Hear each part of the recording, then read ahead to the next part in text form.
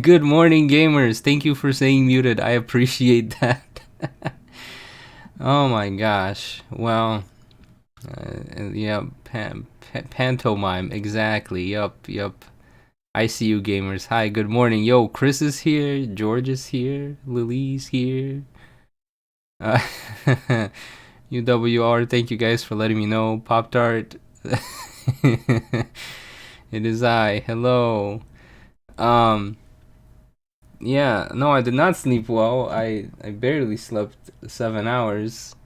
But usually what happens is I wake up pretty early, and this time I woke up in the middle of the night, which means I tend to oversleep. And I never set an alarm because I usually wake up like an hour earlier than stream starts. But I woke up at the middle of the night, which meant I overslept. Wahoo! And I had to go eat breakfast and stuff. How you been, Chris? It's been a while. It's no longer November, so I will allow you to make the joke once. But as I was saying, we're kind of going through these videos, seeing what we've basically reviewing all the older videos, giving it feedback before I maybe work on season 3. That's to be decided for now. We're kind of just thinking about what to do for season 3. Me, and then Marie, who's more excited than I am at some points, because I'm just more exhausted than excited at this point. But I kind of spitballing some ideas with her since she's helping me find people to voice. Cool. So for today, I think we're gonna. Now I got a F11 out of this one. For today. Last time we stopped at Kofu.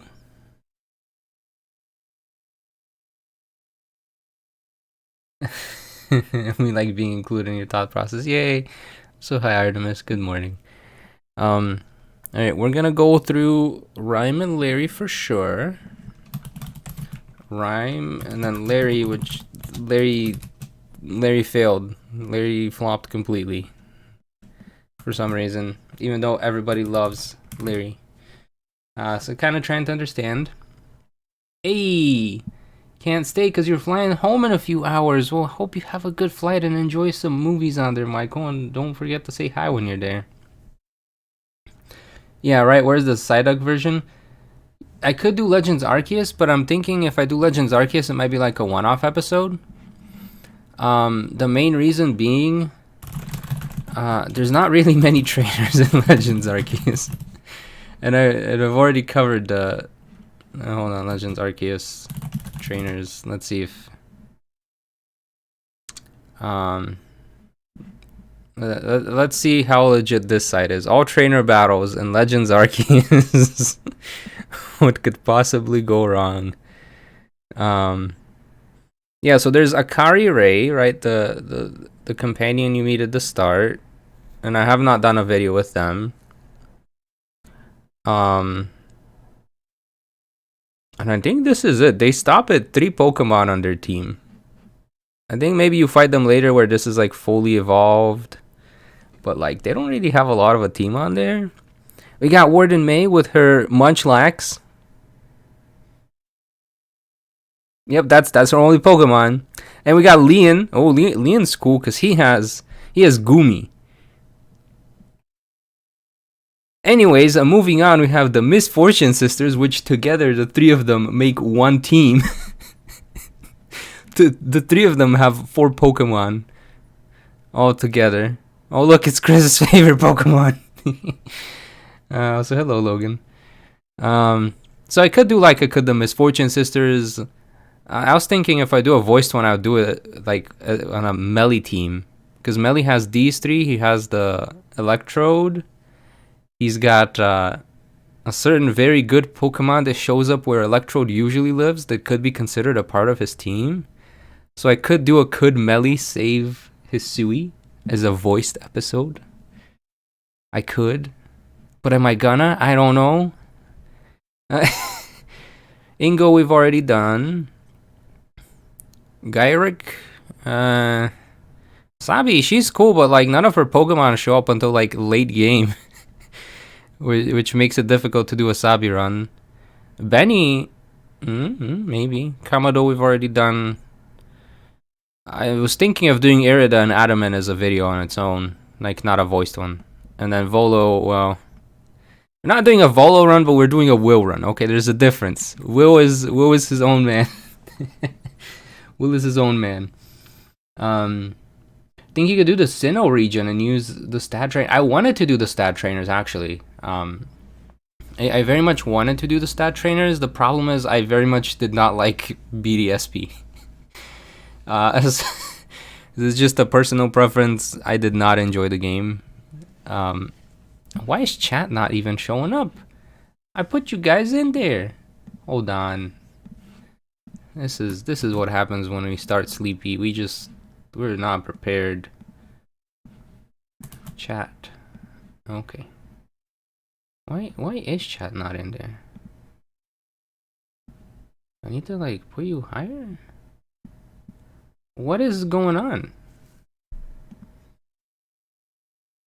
I don't know why OBS is not showing you guys.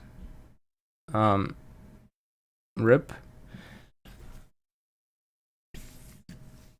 I mean, I could just I could just do this. You know, and oh, come on, Google, come on. Don't do me like this. Could just pop out chat and I could put you guys on the other window. I'm not gonna do that.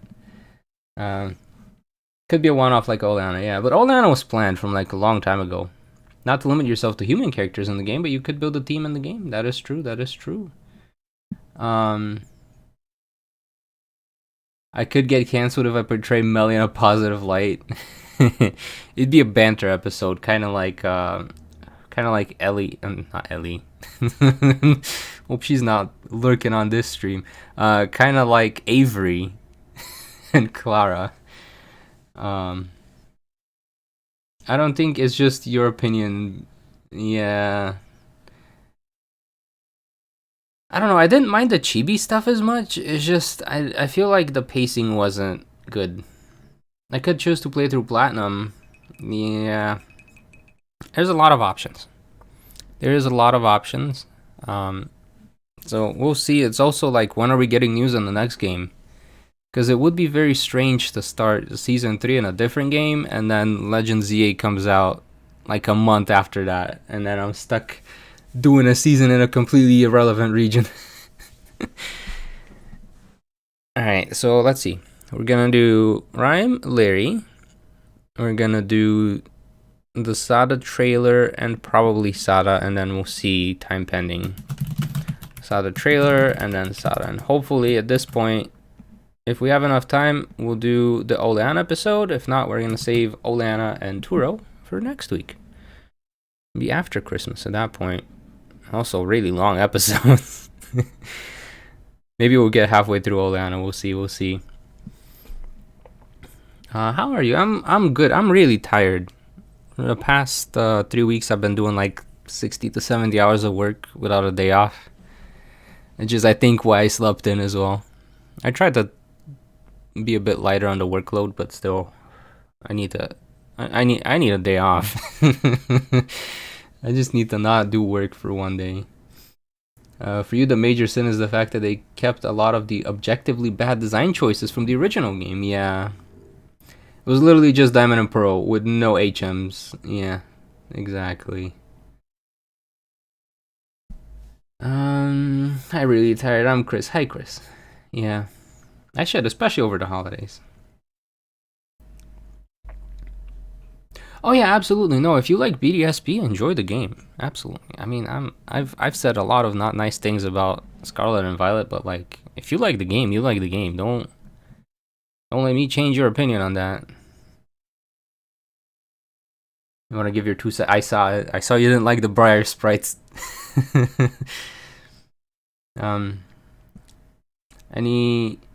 Speaking of which, anything you're hoping to get for Christmas? Any celebration tradition? Not particularly, to be honest. I don't really want anything. Like I've got everything I'd want. Is a well-paying job a Christmas gift option? I'd like one of those. But other than that, not really. I got whatever. We have like this sort of gacha mechanic for a Christmas Eve celebration where we have a bread with a coin in it, and whoever gets the bread with like a big, it's a big round bread. Imagine like a cheese wheel, but it's bread. And there's a coin hidden in there, and if the piece of bread you get has the coin in it, means next year is gonna be your lucky year. Yay! Woo! That's pretty. I mean, it's like a cool little thing. It doesn't actually mean it's very superstitious, but it's 3 a.m. for you. Wow. Well, I hope you get some sleep. Like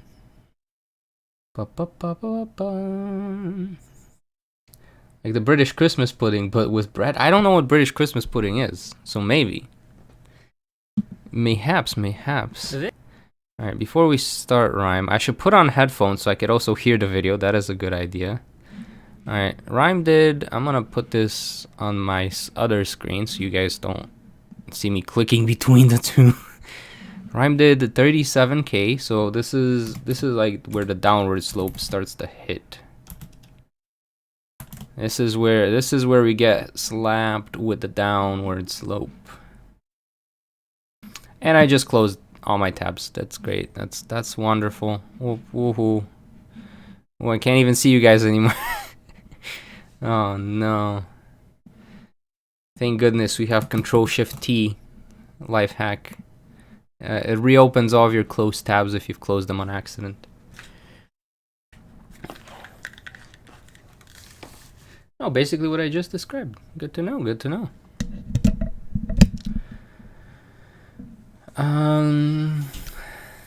My dad would be like, "Hi, thirsty. I'm Mike." And all the time, anyone who says they're thirsty, that was the dad joke. I can see you now, gamers. I can see you now. Curious, who's your favorite Pokemon? I like Bayleaf the most. It's just a good scented dinosaur. We also use Bayleaf a lot in East European cooking, so it's like a I guess it's our spice. It's not really spicy, but it's our spice. Let me know how the audio is on this, because last time it was really loud and nobody said anything. Tradition of putting a coin in food and considering the person who gets the coin lucky. Yeah, I see. Surprised the answer wasn't Wooloo. I know.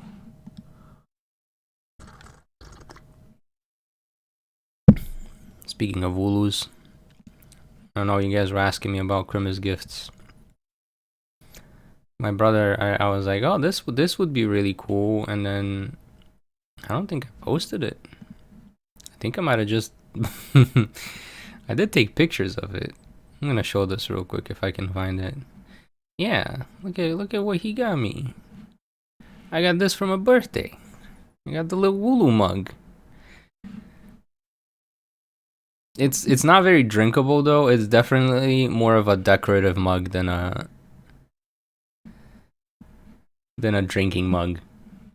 Like it is, you cannot get in there to clean like the inside of the Wooloo. So it's definitely like you put like random junk inside the Wooloo instead of coffee. Although it would have been funny to have, you know, hot chocolate from a Wooloo, but alas, the design team they focused more making it look like a Wooloo. It's a very good decorative piece though. Which Pokemon game do I think is the hardest? I would probably say, oh, you're gonna not like this. The first one. The first one's the hardest. Because I'm replaying Let's Go, and man, I've been humbled in Kanto. I'll tell you that much.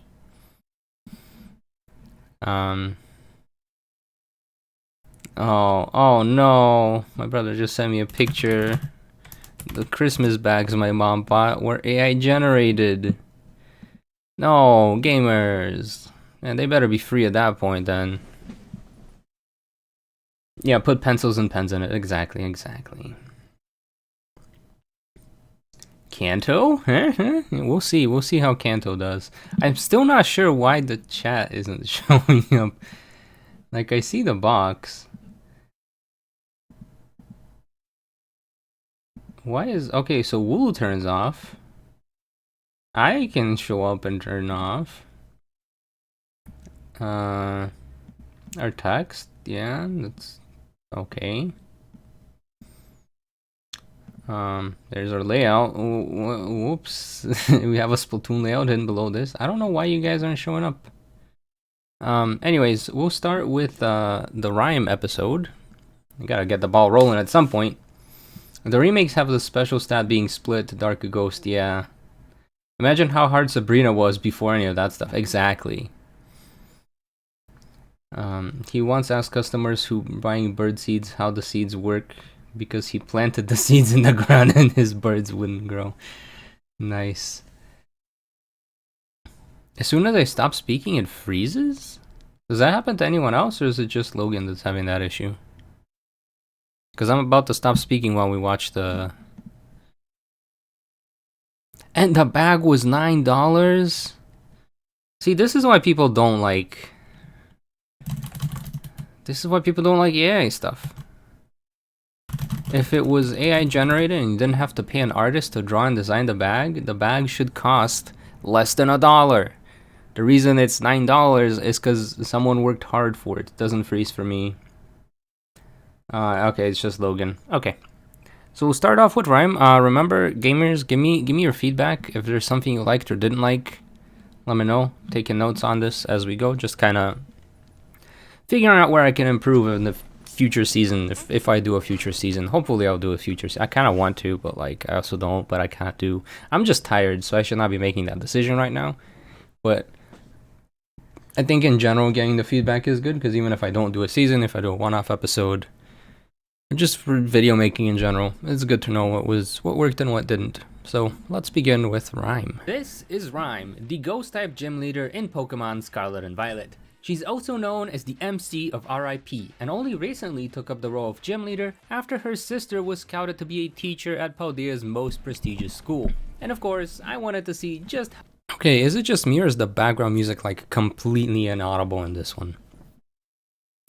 I had this issue where when I made the Could BD become champion, the background music was too loud and like half the comments, or at least what felt like half the comments were complaining about the music being too loud.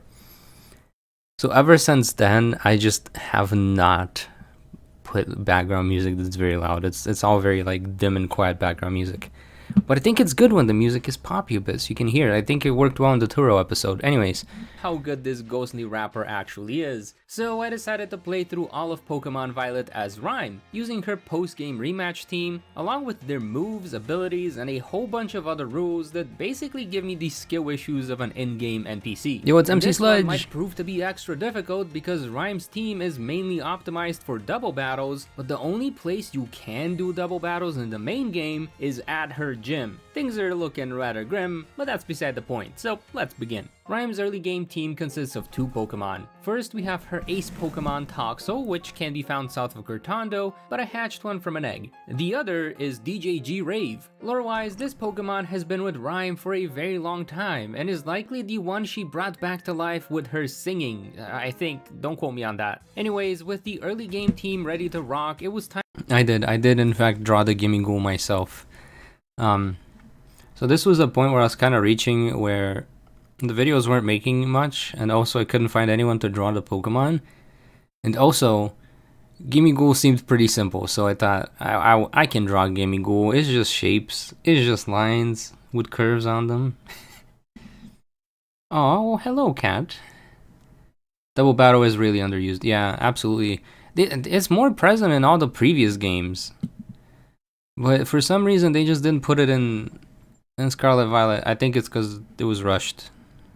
Time to roll over some olives and challenge the first gym. And I gotta say, they definitely upped the difficulty in these games because I've never struggled against Milo this much. Our 2 main problems were that first, Katie's Tarantula knows Assurance, a dark type move. Okay, so we're putting Katie down as struggle already. Ghosts. And second, Toxo is a literal baby who can only do 2 damage with its attacks. But since we were so early in the game that none of our official moves were available, Rhyme and I could go collect some useful TMs and try to cheese our way through this battle. The strategy we came up with was to use Lick until her chocolate cricket got paralyzed, then spam Headbutt to knock it out. Then we went back to the Lick strategy on the Cotton Candy Spider and dropped our one-time heal to keep G-Rave from going into a sugar-induced food coma. After that, it was more Headbutt spam until the Spider was down, and now we just had to take down the Gummy Bear. But since we were scared, we went for Mud Slap instead of Lick. A guaranteed accuracy drop is better than a 1 in 3 trick. Out next was Toxo, who used Protect to deflect its Fury attack and set its damage counter all the way back. The next piece of the puzzle was for us to use Nuzzle and paralyze our foe. The benefits show. Okay, I'm looking at this and I'm like, did I even win here? Because this doesn't sound like a good idea. Also, hello Hang, hope you're doing good. Welcome to the stream. We're basically going through the old episodes, getting feedback, giving you guys a little bit behind the scenes on what happened. And all that jazz. Yeah, double battles are your favorite. Kinda sad it doesn't appear much. It is what it is. Happy Blueberry. Yeah. Blueberry Academy was all double battles though. They were like, you guys didn't see any double battles in the main game? It's all double battles in this one. Which did make it harder, because that is the competitive format. Yeah, it's DJ G-Rave. I think DJ G-Rave is supposed to be the ghost. Because I was thinking, you know how every generation of Pokemon has like a ghost character, but it's usually like a human that's a ghost? But I'm pretty sure in this game, G-Rave is supposed to be the ghost. It's like the doggo that Ryan brought back. Yeah, Milo sucks here. Milo would not have a good time. Unfortunately, Milo's main Pokemon at the start isn't even in this game. Oh, your favorite is Wooloo. Aww. You like the Avery video when the character of the video explained what they did even for a bit. Not sure how to explain why I like it though. Like Avery explaining his powers? I'm gonna keep playing this because I'm curious how this battle ends now. Not really, it just missed its attack every turn. But that was okay, because to our dismay, the only thing we could do was spam Acid and Hue. After missing like 5 times in a row... Okay, so this is where I'm kind of upset at the music being too loud, because I played Acid Hues from Splatoon right after I made that joke. Oh, the spam had taken its toll. That angry Teddy Ursa was done for, no more. Okay, I think I'm done. I don't think I can try to keep up rhymes for the rest of the gym battles, but yeah. Sometimes I accidentally just write in rhyme. Like, not intentional, just as I'm writing the battles, I just subconsciously start rhyming everything.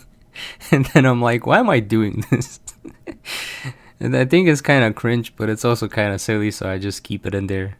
Yeah, we got pretty lucky on this one and won. Up next was Artisan's Gym, where we had to find a bunch of nightlife Sunflora, doing sketchy things like sleeping on the streets, buying ice cream minutes before the cart closes, and picking fights. Man, I'm just a little guy, leave me out of this. And while we were searching for these sketchy Sunflora, Rhyme and I noticed something on the other side of the woods. Something spooky. Shuppet. It was a Shuppet, which spawned near Artisan at nighttime. Now the cool thing about Rhyme's Shuppet is that it is supposed to know an ice type move, which also happens to be available right near Artisan. So as you can imagine, we just spammed Icy Wind and yeah, so we lost our sweeper to a Smoliv. DJ G-Rave had to put its head in the game to win this one. Then as any cultured art connoisseur, a ghostly doggy decided to go and lick Barasius' masterpiece, which is exactly how you get yourself permanently banned from an art museum. I don't care if there's soup on the Mona Lisa, do not lick the art. And that just left us with Toxo, so like, things were not looking too good. We paralyzed the Sudowoodo and then spammed Acid, and since we got super lucky, the fake tree didn't get to attack us with its Trail Balls move. Wait, now I gotta see if I ever fix that. Hold on. So this is like the crazy structure of my folders, right? So I have thumbnails, which is where I have all my thumbnails.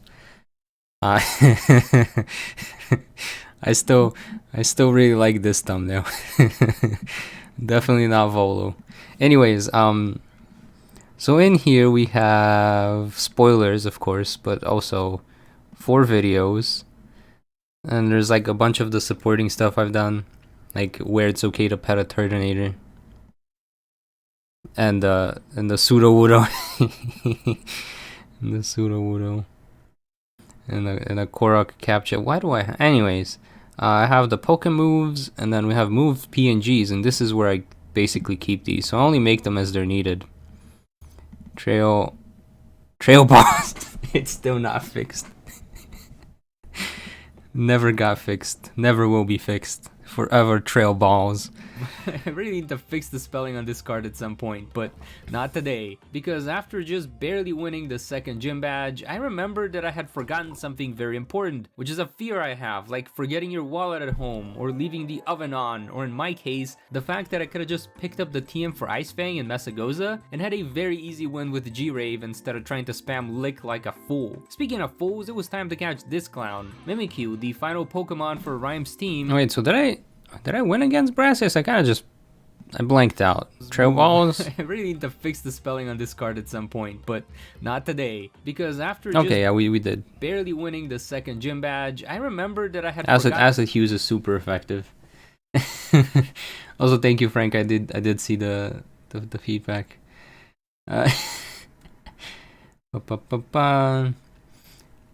Also, good luck on your test, Hang. Something very important, which is a fear I have, like forgetting your wallet at home or leaving the oven. Wait, is this?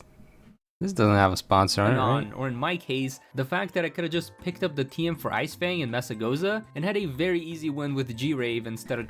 Yeah, I enjoy how a lot of the TMs are like easily available in this game, but at the same time, a lot of their locations don't make sense. Like, why is Ice Fang on top of a roof? I could see something like Bounce being on top of a roof, so like you imagine like a kid bounced their ball too high and then it got stuck on the roof. But Ice Fang, I don't. Again, I think it's just a product of the game being rushed, so they're like, we're just gonna put the TMs down somewhere, not necessarily making sense about where the things are. Hello, Mazar. Happy Friday. Instead of trying to spam Lick like a fool. Speaking of fools, it was time to catch this clown, Mimikyu, the final Pokemon for Rhyme's team. So I know we're already only 4 minutes in, but I think the Rhyme video suffers from too quiet background music. So usually the way the background music ends up working is that it's gonna be either too loud for headphones or not audible for desktop. So if you're listening with headphones, you should be able to hear the music just fine. And in this one, you can barely hear the music, and usually a lot of the music is what sets the mood in a way. Like, yeah, you can do stuff with your voice to a certain level, but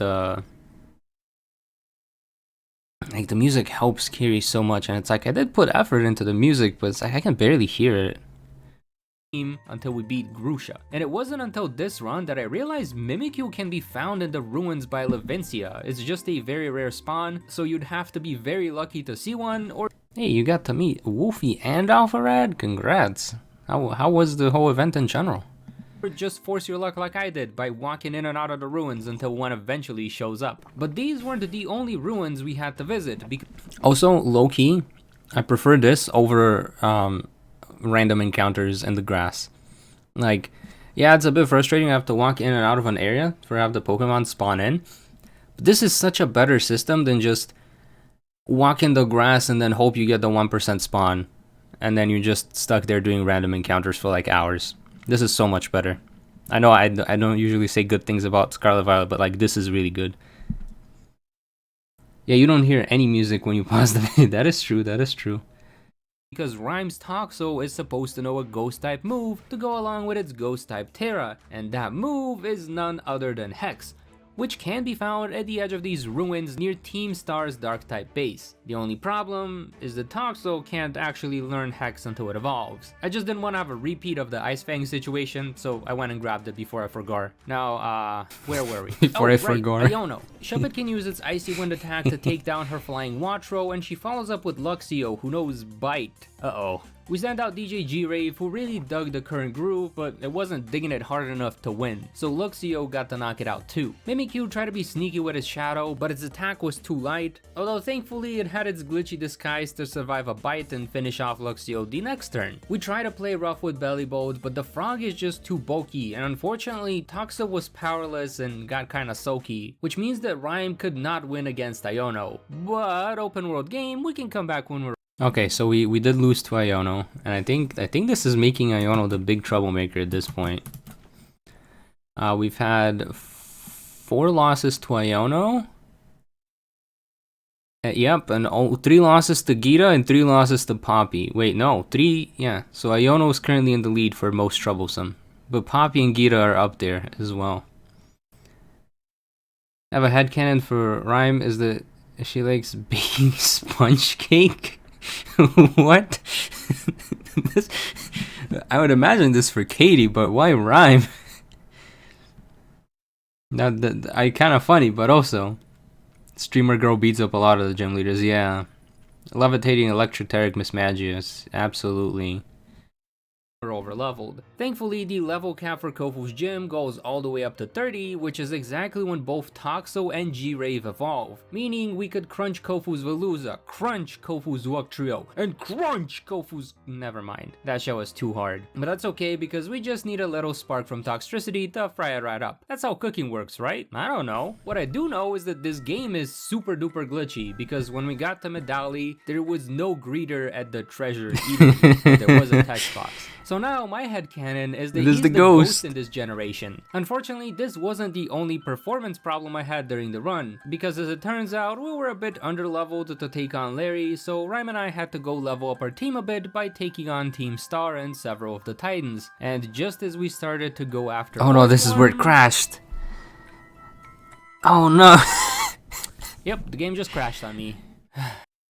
I like how whenever I talk about the glitches in this game, there's always people in the comments that are like, well, if you updated your game, well, if you updated your... And I'm like, it's updated. This is why I complain though about the Scarlet Violet glitches. Like, when it gets to the point where the game just crashes on you, like, this is a problem. Crashes on you from moving in the world that is open and it's part of the game. But yeah, most people run away if it's not the Pokemon they want. Showing you what Pokemon spawn gives you a chance to decide which one you want to battle. Yeah, absolutely. Move once and now you're below the surface. Yeah, they fixed that. That has been patched, thankfully. But the fact that this still happens, and this is like... I did this like half a year ago. So, just 3 more runs. I can do this. Just 3 more runs, he says. Is it 3 more? 1, 2, 3? Yeah, it is 3 more runs. But seriously, Pokemon. Also, hi, Sidon. This is unacceptable. Anyways, after getting a bit stronger, we went back to rematch Larry. His leading strategy is to just spam Sucker Punch and plow through our ghosts. And also, sometimes... Oh no, I didn't linger on the negatives too much, right? I mentioned and I move on.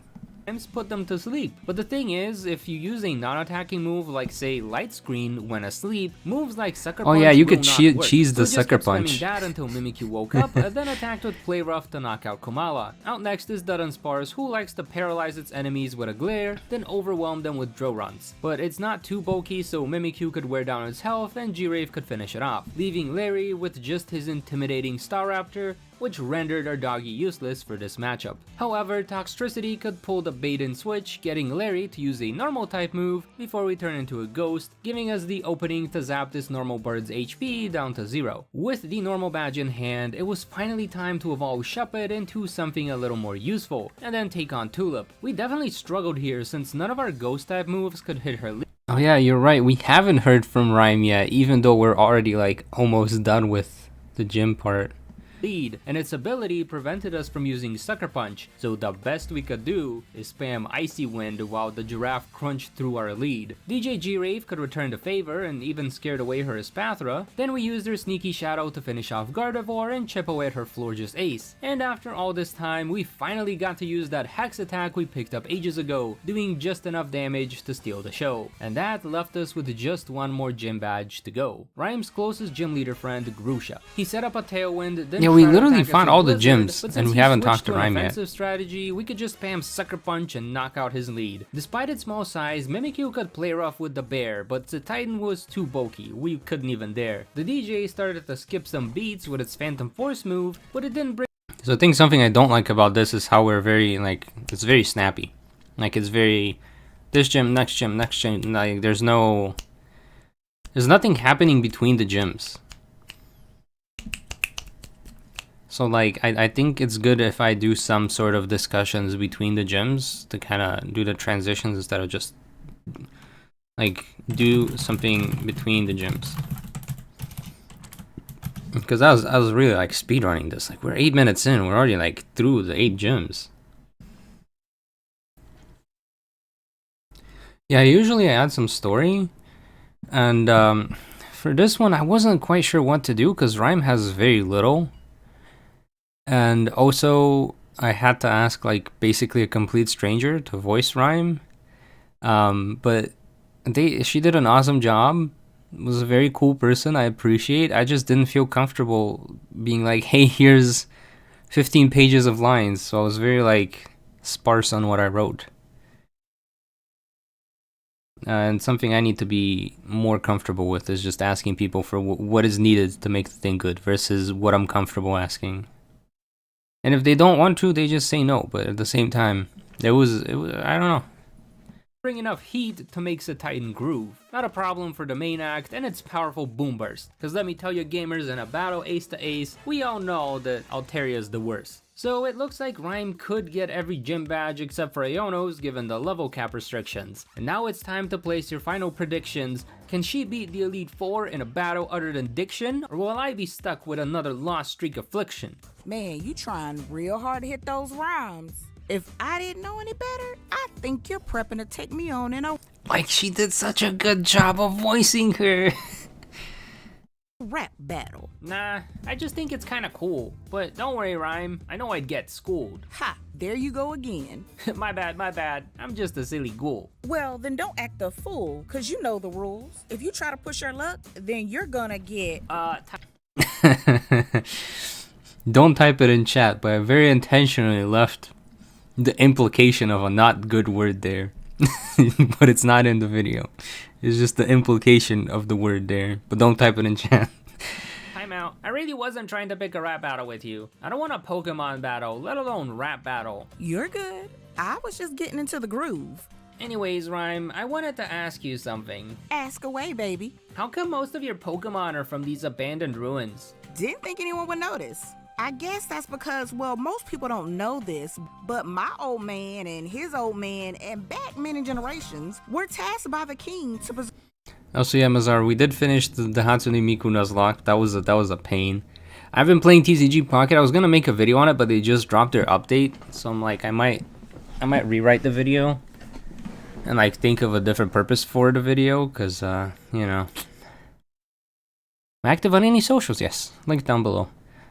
Sort of the Shrek joke. Please keep off the grass, since shine your shoes and wipe your. Yup. Used part of the design to make the Pokemon more visible. Way better than the Snom. Yeah. Snom was just short, and I'm like, it makes sense for it to be on the table. Like that's the only way for it to be visible in the Katie video. I did like the table Snom as well. Not to say anything bad about Snom table, but like on this one, it's like, oh, he has the little chest, so he's standing in the chest to be tall enough. Whereas for Snom, I just have to like make up a completely random object, which kind of fit with Katie, but like this fits a lot better. Preserve the ruins of this nation. Oh, so it runs in the family. Sort of. Technically, all gym leaders are supposed to take care of the ruins near their town, but as time went by, some traditions start to drown. You feel me? Yeah, I feel ya. Wait, does that mean you're taking care of all the other ruins too? I used to. So this is like big headcanon here. Also, yes, I'm on Blue Sky, basically same name. I never did make the Hatsune Miku streams into a video, no. I think there was just too much too much sweaty hands for it to be fun as a video. Like it's funny when it's live and me going, oh no, my hand slipped. But if you're watching a video and there's like 5 million rules and the guy keeps accidentally resetting every time he dies, yeah. But anyways, this is a bit of a headcanon, but I was like, oh, like Rhyme's family seems to be like up in the mountains in the middle of nowhere.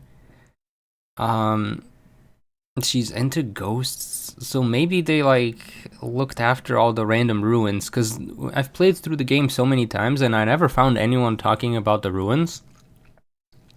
Like, yeah, I suspect probably like Ryford would go around and explore the ruins, but like, that's a probably. Like, we don't have a character that actually mentions the ruins, and I kind of just slapped that onto Rhyme because I felt like it fit.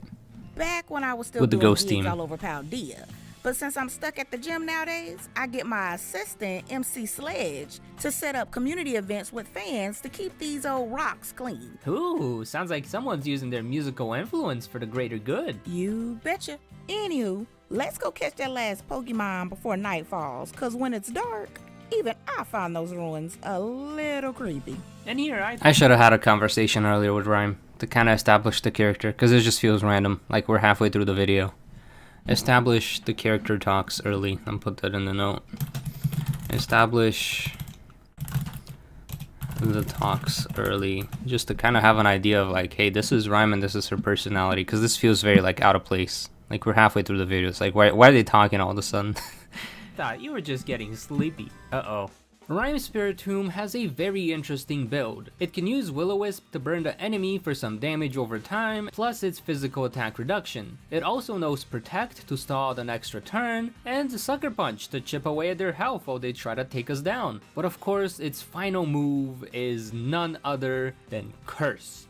Oh, I don't like the sound of that. For the cost of half of its health, Spiritomb will place a curse on its enemy, making them lose a quarter of their health every turn. This means that even if our opponent is very bulky, This is such an overpowered move. You get like a free knockout essentially, as long as you can like live long enough.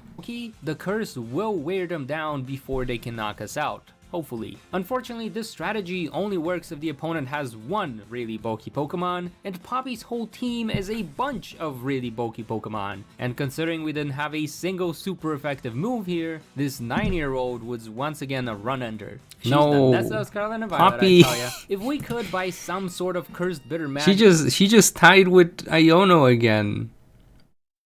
For four run stoppers. he could get through this fight, Rhyme would have an easy time winning against Larry since his flying types are rather weak against our barrage of ice type moves. They were also pretty useful against Hassle's dragons, but our Toxtricity was not nearly bulky enough to stall the curse on Baxcalibur. And of course, if we were somehow able to make it through and get the Battle Gita, Rhyme would still struggle, as King Gambit could slice through most of her team, and we'd have to use our curse just to get through the Avalugg. Our ace could handle both Go-Goat and Veluza no problem, but just could not hit hard enough to take down Glamora. So unfortunately, Wait, what happened to Hassle? I blinked and Hassle was like done. Did we win against Hassle? Hold on. Hassle's dragons, but our Toxtricity was not nearly bulky enough to stall the curse on Baxcalibur. And of course, if we were somehow able to— Okay, yeah, I sped run the lost to Hassle, jeez. Funny enough though. Yeah, it's 4 losses. A lot of these trainers have 4 losses. Kofu's the only one who had 2 losses. I'm seeing the problem here. Yeah, space out the interactions, absolutely. It's like, I feel like the pacing is very off in this video. Like, I'm like 11 minutes in, I'm not invested at all. I don't know if it's just because I'm like still sleepy and barely awake, but to make it through and get the Battle Gita, Rhyme would still enough to take down Glamora. Alright, let's see how the talks go, because Rhyme could not become champion. I see why this video didn't do well. I also notice how the the treasure chest is knocked over here. But yeah, I'm not really invested in this one. Like I don't care about this because there has been no establishment of character interaction apart from like a minute before this. This is like halfway through the video. Also, the pacing was very quick. I need to like slow down the pacing a bit. Slow the pace.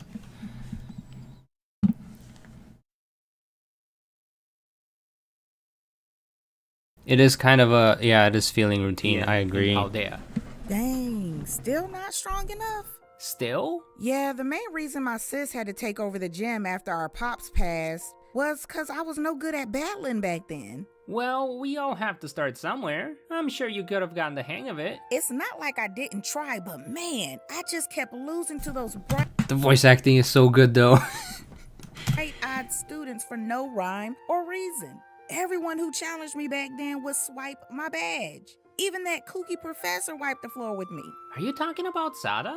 Yeah, that's the one. Though I gotta say, I'm glad she went on to make those terror orbs. It totally changed the vibe of battles in the region. Now that I think about it, the gyms must have felt very different without that extra power-up. You think, but hey, watch where you're going. My apologies, ma'am. I was simply lost in thought and didn't see you walking out. Also, I don't know if you noticed the foreshadowing of, hey, we lost the battle to the professor. Meaning we're not fighting this professor, we've already lost. You remember first watching this and then blinking once or twice and it was like first interaction timestamp. Yeah, definitely too quick paced for the battles part. Yeah, the interactions with the characters are good in this one. It's just the pacing is way off and the placing is way off. Of the building. Mm-hmm. Wait a second. I recognize you. You're Rhyme, right? I gotta say, your music's got me through some pretty tough times. Well, I'm glad you like my work, but that's besides the point. What's got you so distracted anyway? Just thinking about my wife, how things used to be before that darkest day. Oh, sweetheart, don't tell me that she's passed away. Oh no, but something happened to her, and she suddenly changed so much, as if she was under some sort of curse. Ever since, I've traveled across the region, looking for clues or a way to undo it. And since she'd refused to eat save for a few specific meals, I've been getting the League to deliver some food and other goods to her lab in Area Zero every month for over a decade. Oh, You know, I'm noting this down, George. I like this. Writing is like a roller coaster. It's like a roller coaster. Lots of ups and downs, not just one big loop. Yeah. Of course, in order to reach Area Zero in the game, you have to beat Gita. So how'd you do it? I cheesed it. I was over leveled. Basically, whenever I get stuck on these, I just come back over leveled and beat them up. Also, I kind of don't like how the Turo conversation is going. Like, he kind of just bumps into her and then just starts like being like, I'm sad. My wife is gone. honey, bless your heart. Wait, so it was food every time? Huh? Like, this was supposed to be like an emotional moment where you realize that the package that was being sent down to Area Zero for the past like 5 episodes has been food that Turo is sending to Sada because she won't eat otherwise. And he's been doing this for like 10 years. And it was supposed to be a very, like, a touching moment. Like, aw, sweet. But like, it was never even established in this video that he sends packages. So like, there was just no build-up. He just drops it and it just doesn't hit. It misses. It completely misses. A talking Pokemon? What do you mean by every time? Oh, yeah, exactly. It did not come across at all. Right, I've been stuck in a time loop. After Sada put me in her time machine. And every time I go down to Area Zero, I've been bringing this box down with me. So you've seen my dear Sada. Pray tell, how is she? She seemed fine, except she was definitely a bit too obsessed with the whole time travel research. It seems not much has changed. After a decade of scouring the region, the best I could find was a mysterious organization that knew nothing but a name. And yet, still no clues on how to break her curse. Not sure about all that time travel mumbo jumbo, but if it's a curse you're dealing with, you're going about it the wrong way, baby. Wait, Rhyme, you know about curses? Well, of course, but the only cussing I do is in my music. Can you teach me how to use them? You just say the word, baby. No, not the words. Like, let's say I have the power of a curse. How could I use said power? It seems this conversation will have to wait. I must go to the Sakura Trail immediately. Wait, Turo! This seismic The activity... pacing is so bad on this. Oh my gosh, it's killing me. I understand why it didn't do well. I completely understand. The pacing was garbage. I did this in May. Okay, so this is I was not doing good at this point in life, gamers. I was not. Still,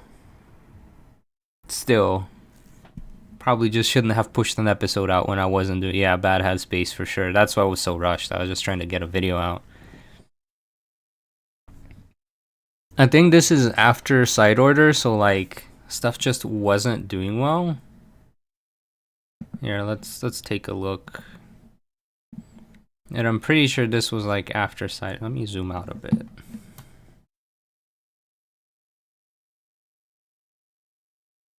Let's hide this. Yeah, so this was right after side order. The Kofu video was like turbo delayed. Ignore the members only. Yeah, Kofu video was super delayed, and I think I already like had this run recorded, and I was just like, all right, I need to get the next thing out because I wanted the series to be done before. I was gonna go to Bulgaria. I was applying to Harvard to work. Starting in like September, so it was like, okay, I need to get this stuff done like as soon as possible because I'm not gonna have time to make videos. So I was just trying to like rush the stuff out, and I don't know, I was like finally recovering from stuff. I was anxious about flying. I was a mess, basically. So I was just kind of rushing through it. But then the Sada video seemed alright, so I don't know what happened. This I edited in Europe. This is the last one I did before going to Europe. But yeah, I was like, oh no, the Kofu video completely flopped. I need to get another one out soon. Because basically my headspace was, oh, people were watching the Splatoon videos, so now they're not watching this, so now I need to put these out so that the algorithm sends it. So I was like rushing stuff, which is not good. Don't rush. Never rush in writing. Don't rush in writing. That is how you fail.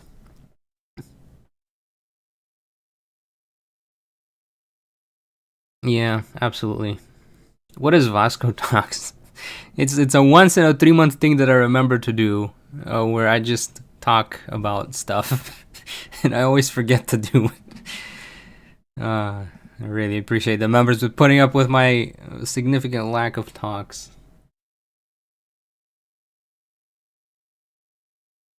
Yeah, it's also rough when you're making this as your main source of income. And I mean, I showed this to members here. I'll show this to you guys as well. Like, I fell off this year big time because so I was looking at my year in review from 2023. So here's the 2023 year in review. And it was, you know, not bad. I mean, 5 million views on YouTube, 20,000 new subscribers. The shares kind of mattered quite a bit. And then I looked at the 2024 year in review, and it's like, this is 1/3. Sorry, this is with mouse. This is 1/3. The views are cut in half. Uploads are basically the same. I did a bit more uploads. Likes are basically in half. Shares are in half. So like everything was just like down. Like everything. This is my whole 2024 was like the nah. Stop drawing. But yeah, I fell off this year. But part of it was due to mental health. But is what it is. That's why we're looking at this, reflecting, taking lessons, hopefully improving in the future. Yeah, it's like a podcast, but a very bad one and very inconsistent. Yeah. You could spit out a bar with no thoughts instead of being the top you flop. Yo, speaking of members, hi Brian. Some of that is the algorithm, but it's not all the algorithm. I'm also like looking at this and I'm like, yeah, no wonder people didn't watch. I wouldn't watch at this point. Even though the voice acting is good and stuff, the writing is just bad. Like, He likely holds the first real clue in 10 years. I cannot wait. Ooh, it sounds like something exciting's about to go down. Also notice, I like how I could like play with this box a bit, so like you could have it like pushed around and all this. Yeah, you know what, Brian's right. I'm just gonna go full degenerate mode. We're gonna talk about Frontline 2. We're not gonna say the full name. That one's very degenerate. We're gonna talk about the quest game that's not Car Quest. Wanna go check it? I guess there's no avoiding it. But Rhyme, What's up? 2 things. Promise me to tell me everything you know about curses on the way. Cool, bet. And 2, If something bad happens and I say some hurtful things, I just want you to know that I don't mean any of them and that I'm sorry. Cause to me, you've always been pretty cool. I got you, baby. Now let's go. After all these years, this is your move, Terapagos? There you are. Don't run off like that, Turo. My apologies, but this is an opportunity I simply cannot afford to miss. Now tell me, what do you make of this? That's me. Huh? I told you I'm stuck in a time loop. Apparently that crystal stake is a past version of me, and I'd rather not get too close to it. Interesting. Then perhaps I shouldn't smash it. Yeah, why have you been doing that? Well, its shape resembles that of the stakes used to channel energy for sealing rituals and... Who's this? So last time it was Snam in the Kofu video. So this would be Ndidi. This is the Ndidi stake. ancient Chaldean times, and if Terapagos is trying to seal something, then I should free it. Trying to seal something? Yeah, and I try to. George makes a good point. I'm also like trying to make this like not for kids, so it's more. I write this with like I don't know, like high school, college age in mind. Also, just gamers in general, not directed towards kids for sure. He's right. My old man used to tell me stories about these stakes, and I've seen my fair share of them around the ruins. But they're usually used to keep... Nothing wrong with the kiddo viewers, by the way, but it's just like I don't write it with the kiddos in mind. I write this with like a more mature audience in mind. But then I flop the writing, so... things closed, like a door or a treasure chest. A door? Beep, beep, beep, beep. Terrestrial energy starting to spike. Quickly, Iron Valiant. One is afraid.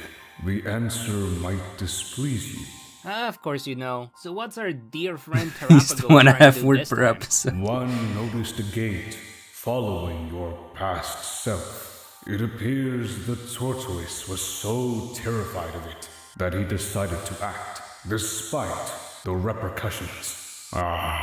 Fear. No other method could get even the wisest of sages to reveal their weakness. I did not handle these conversations well at all. Like the things being discussed are good, but I feel like I should have had the Pokemon in here. It would have made it so much better than just generic background of what their element is supposed to be. Because the voice acting is really good, and I flopped this. Sounds like I flopped Terapagos this is so trying much. to block my way back home. Or Yeah, maybe a perhaps ghosty version he of them. fears other possibilities, such as reinforcements or retaliation, once you've had the opportunity to rest and recover in your domain. I see. And what you're trying to imply here is that if he's scared, that must mean that I can stand up against him. That one does not know, but it is clear that you are the key to his fear. Therefore, one has decided to bestow one's powers unto you. Why, thank you, Mr. I am Ting Lu, one born of fear. Huh, for a curse based on fear, you sure don't seem very scared. One does not get paralyzed by fear like others, nor does one flee from it. Also reference to the final episode. Now I can talk about it because you guys have seen it and you know what's going on with the fear situation. Instead, one revels in fear. Oh, such joy. That's kinda weird. Do not speak as if this is uncommon. Many humans seek out fear. I also should have done like the cutaway cutscenes that I did in the Terapagos talk. Where it's not just the same screen where they're talking, but like you see other visuals. As a source of pleasure, whether jumping out of planes, Because I'm doing a lot of telling but not showing. And that's a failure of video right here.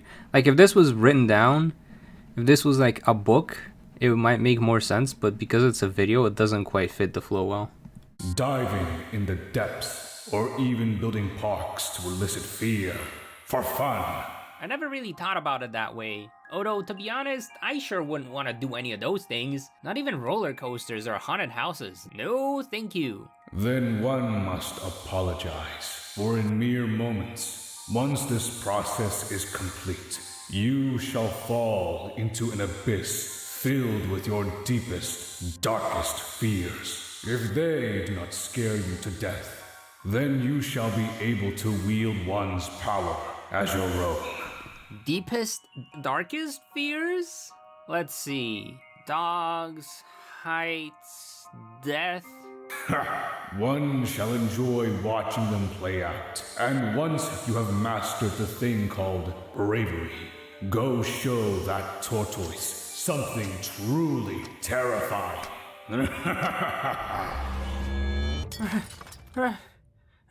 We must flee now. You go ahead and get out of here, baby, because it's time for the main event. And this MC ain't Human that interactions. Now, No, not the human interaction sphere. Come on. I'll bring it. Rhyme, you're so scary. Get away from me, please. You also never established like the fear of curses during this episode. This is just a complete flop of an episode. Yeah, why is the And chest suddenly then moving what in its own? happened? I got him to chill out with our icy wind. Once again, got two tapped. Like the curse fights were a joke. I'm sorry, but they were so easy to beat up. It's kind of sad. According to this letter, all of these encounters have been very anticlimactic. Well, little dude's pretty passive. Something tells me even when he loses at school, he's still holding back. You feel me? Sure. Anyways, thank you for delivering this package for me, Miss Rhyme, and I hope See, and I think the problem was I was rushing these so much that I didn't stop and think, hey, how do I make this good? It was like, I need to get this out as soon as possible. you have a safe trip back home. Later, baby. Now then, Mr. Talking Pokemon, sounds to me like finding another you isn't a viable solution. So, instead of sending you back in time endlessly, Also, hi, Pokemaster. Hope you're doing good. how's about this? Next time you change your form, try to go for a Pokemon that's a conglomerate, like an Conglomerate. Get it? It's the mouse. Execute or a Phalanx. That way, even if you don't find another you, I can run some extra experiments to resolve your Butterfree effect issues. Now then, safe travels, and I'll see you again later. Man, the pacing is so off on this. Become Blue Staravia, heck yeah. The voice acting in this was great. The writing and pacing was garbo. And I think it was just because I was rushing it. I did what Pokemon Scarlet and Violet did. I did it too. I rushed. I didn't take the time. And for that gamers. And for that, I have to do it. My rating on Rhyme is a 2. The only reason it's not a 0 is because people voice acted it good. Yeah, jeez. Yeah, this is why you don't rush things. This is absolutely why you do not rush things. Because you end up with a very quick, poorly paced, poorly organized video. I could see why this did not do good. I can absolutely see why it did not do good.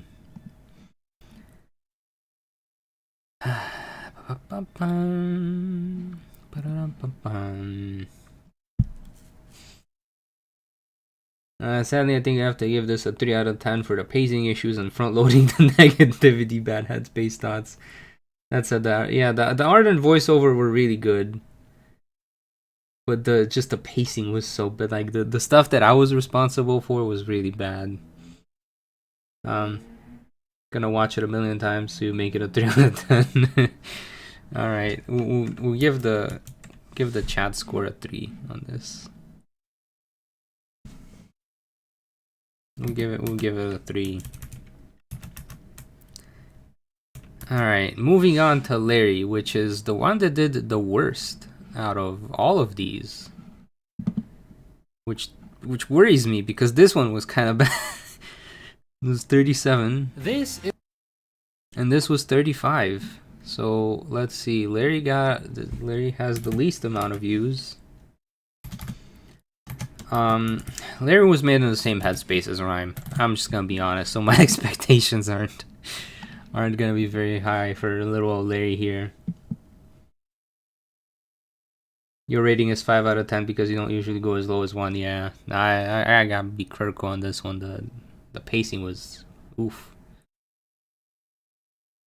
Here that Reggie like he didn't rush into using Electro Ball against Kyogre. Yeah, sometimes the rush makes sense, but other times not so much. Hello, Crimson. Hope you're doing good. Alright, so this should be the worst video of the series. Surprisingly, Oleana should be the best based on views, I think. Let's see. No, Iono's the best. 200. Oleana's second best, though. Oleana's at 105. No, Oleana's at 103. Third best. Okay, Sada passed Oleana. Wow. Then Turo's kind of... Turo's not doing too hot, so we're going to have to review this. But Turo's going to be for next week, for sure. To make you feel better about it, you just finished watching the Dragon Prince yesterday, and the series started out strong but dropped the ball. And I'm understanding why. They probably rushed it. It is so weird because you can analyze one media and kind of understand the issues in other media. Like this is also why I think Pokemon Scarlet and Violet didn't come out so good. They just rushed it. Same for Sword and Shield. They rushed it, so the ending was just... It was so bad. In fairness to you, you think Larry is tough to write with the same appeal as other characters. The humor with him comes from his contrast with the outlandish characters. Yeah, that is true. I'm thinking what happened is the intro video was great and the outro video were great, but like the in-between just wasn't good. We had great bread for the sandwich, but the inside of the sandwich... yeah, that is true. Turo still new.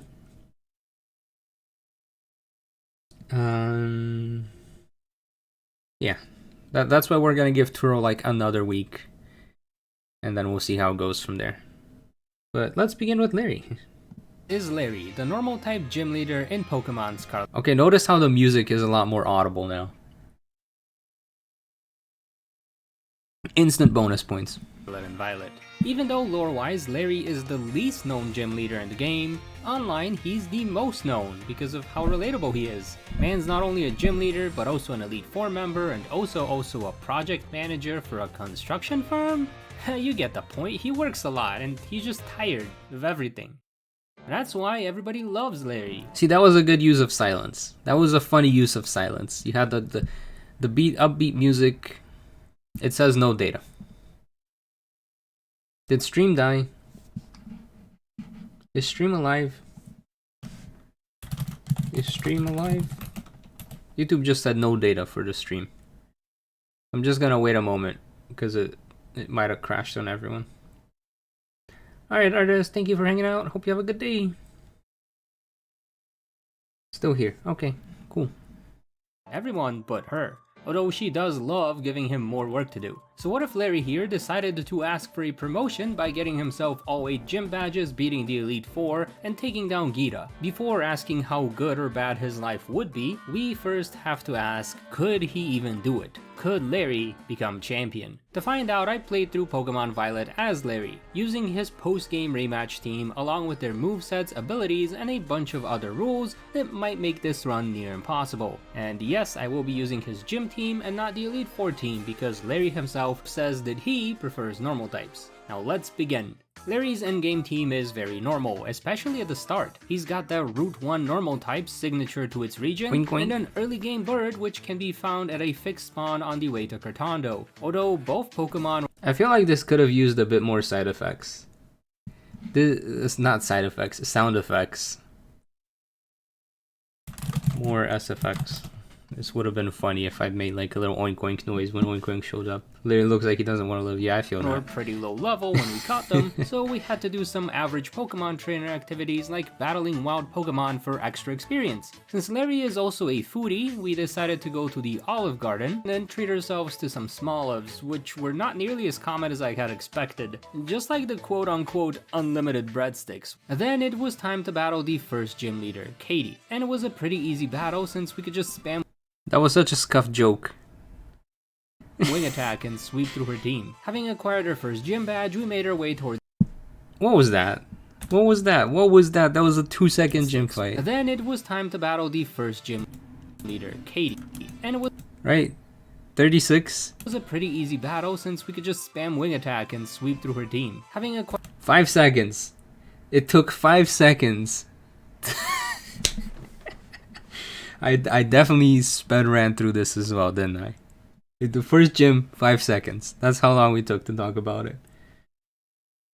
her first gym badge, we made our way towards Artisan, but noticed a shining light and the canyons on the way. Before going to fight the Dunsparce that was giving off that light, I thought I'd save the game just in case, but since being in the menu doesn't pause Pokemon animations, it just dug a hole and disappeared. I thought maybe it just went into hiding before attacking us or something, but nope, just despawned. It's such great game design. Anyways, I restarted the game and he was back. Well, it took him a second, but he was back. Great game design. And after a quick battle, we caught ourselves our third teammate. Once we got to Artisan, Gita I see what Matt means though. I'm definitely like, we haven't had an interaction with Larry, but I'm already making fun of the game design 2 minutes in.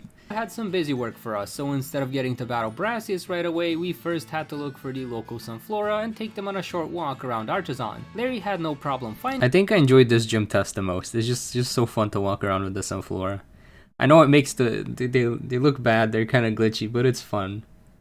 them since a lot of them were slacking off and hidden in places where he would go if he was exhausted from a long day at work. Sadly, we had no time to be tired since we had a small window to battle Brassius before Gita gave us another random task. Thankfully, this was a very time-efficient battle since our newly caught Dunsparce would give these grass types a paralyzing glare, then sweep them with its poison tail. Since we finally had a bit of time off, Larry and I tried to go catch his next Pokemon.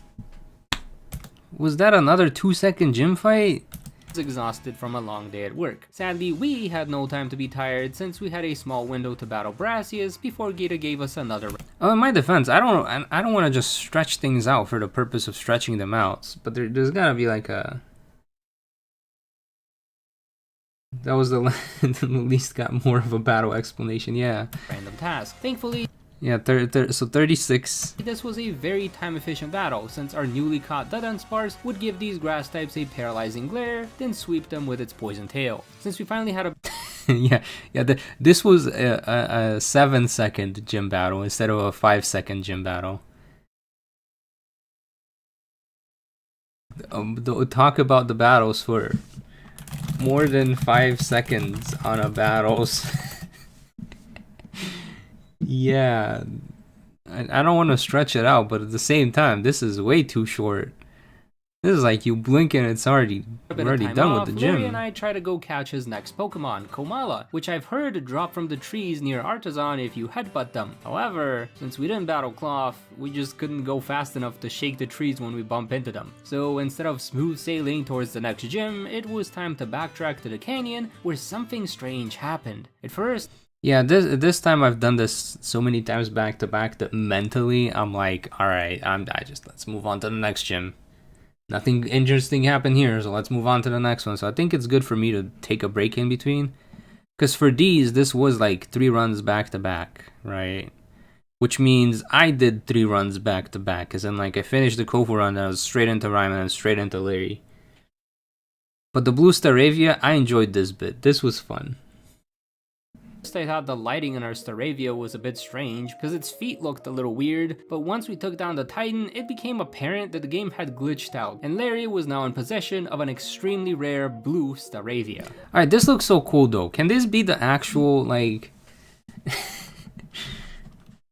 like, shiny Staravia? It looks so silly compared, like... Let's pull up this image from Reddit. Like, this is the actual shiny Staravia. Like, it should be this. This looks so much better. And honestly, Pokemon, if you're watching this, can you please make this the new color palette for the Shiny Staravia? Because in my opinion, it looks really cool. The bad news was that this color did not remain, so once the battle was over, our bird was back to its normal self. I'd rather it's... This is one glitch I wish it would have kept happening. Also, look, Larry interaction a lot sooner. stays normal. Are you saying you don't think Blue Staravia looks cool? It does. However, the unique color scheme will draw too much unwanted attention. Is that your way of saying that you're shy? Not shy, just very tired and busy. I don't have time to deal with noisy reporters, professors, or influencers. Influencers? You know Iono's one of those, right? And we have to go challenge her, like, pretty soon. I am aware, which is why I requested some time off before we left Artisan. And get approved? Well, it's never that simple with La Primera. You'll see. Turns out Gita had asked Larry to go take care of the giant bombardier, which was causing... I didn't quite establish the character here though, but it was better than Rhyme where I just didn't establish any talking at all. Larry just wants to go home, yeah.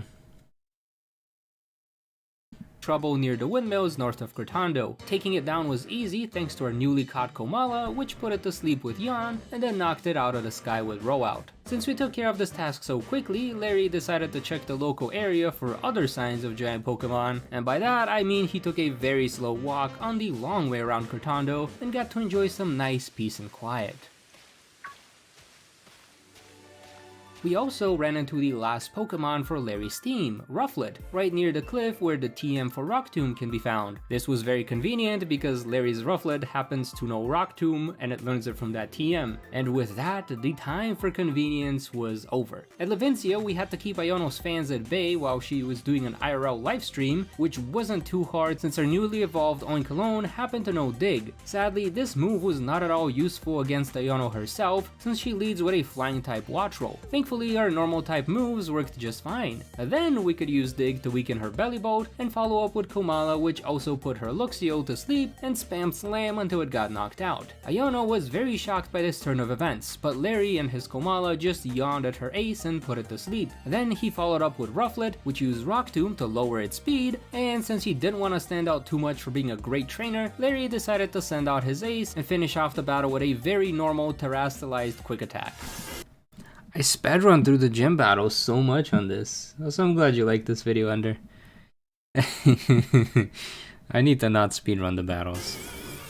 Up next, we went to Larry's second favorite. That battle's already done. The next town. Cascarafa. It's got plenty of great restaurants. Actually, I like this. I like having the small transition between the gyms. So he preferred how the town looked before it got remodeled, and of course we had even more random work to do. Instead of battling Kofu, we had to go procure some special seaweed for his restaurant at Porto Marinata, which was an easy task since all we had to do was take down the other bidders by spamming grass type moves. What wasn't so easy was watching this 45-second long load screen while this perfect game with no issues. I thought the game was gonna break when this happened. I legit thought the game was about to shut down like it did in Rhyme, and I was like, no. If this happens, I'm like deleting the series. Like, yeah, I know what you're gonna say. I know what you're gonna say. The bitterness is very apparent, yeah. Whatsoever, try to boot up the little cutscene that plays before we get to battle Kofu. And now you get to watch it with me too. So, how's your day going? Have you played any interesting games lately? Personally, I've been having a ton of fun catching up on my backlog and got super sucked into Atelier Rise. You know, I just wanted to play a good video game, okay? I just wanted to play a good video game and then want to play this. It's a 3. It's a slice of life. Yeah, the game just shut down during Rhyme. RPG where you play as an alchemist, crafting some super... I'm so excited for the next Atelier game. Yeah, Yumiya, I've pre-ordered everything. I'm ready. The only downside is it comes out the same month/week as Xenoblade X and Monster Hunter Wilds. I don't know when I'm gonna play 3 games at the same time. For overpowered items and exploring the world. It's kinda like a laid-back Xenoblade. Not a sponsor, just a hidden gem of a game that deserves a lot more love. Speaking of love, this loading screen is pretty great, isn't it? Can I get a like for the loading screen? I don't know what else to say. I mean, to be fair, the loading screen does look pretty cool. Here, but it's almost done. Finally. Unfortunately, we failed to... This felt like a sponsored segment. This definitely felt like a sponsored segment. Take down Kofu's Veluza since our bullet seeds only hit twice both times we used the move, so we got Rufflet to help out. Komala easily slammed the Rocky Whack-A-Mole back into its rock, and that just left Crabrawler, which we paralyzed with a glare, and then we failed to finish it off with an aerial ace. We could have knocked it out the next turn, but this very visible sandstorm finished it off for us. Great game, no issues whatsoever. Sounds to me like you don't like it here. The strangest glitch I encountered was during the Rhyme video, where the guy in front of Larry's gym just didn't spawn in. Or Blue Staravia. Blue Staravia is definitely strange. Like a guy not spawning in, whatever. But Blue Staravia? I like Blue Staravia. Can Blue Staravia be real? No, not really. I try to, but it's so hard when there's all these glitches and performance issues. I'm usually not that picky with graphics and stuff. Heck, I even... Yeah, why am I... I'm lost. I wrote this and I'm lost. Enjoy games like CarQuest, but even I have some standards, you know? Tell me about it. Wait, you know about all the glitches too? Of course. Floating coffee cups, a talking floor, all just an average day at the office for me. And you're okay with the world being this messed up? No. What can I do to fix it? I'm just an average guy. Aren't you like a project manager for a construction company? You're literally able to change things in this world. Well, us humans, we can change the environment around us. But it takes time and a lot of effort, and perhaps it's better that way. I'd rather things be normal most of the time than have to worry about... Larry's straight up calling me out on my own problem of rushing through the stuff. That's something new every day. You're on... It's better if it takes a while.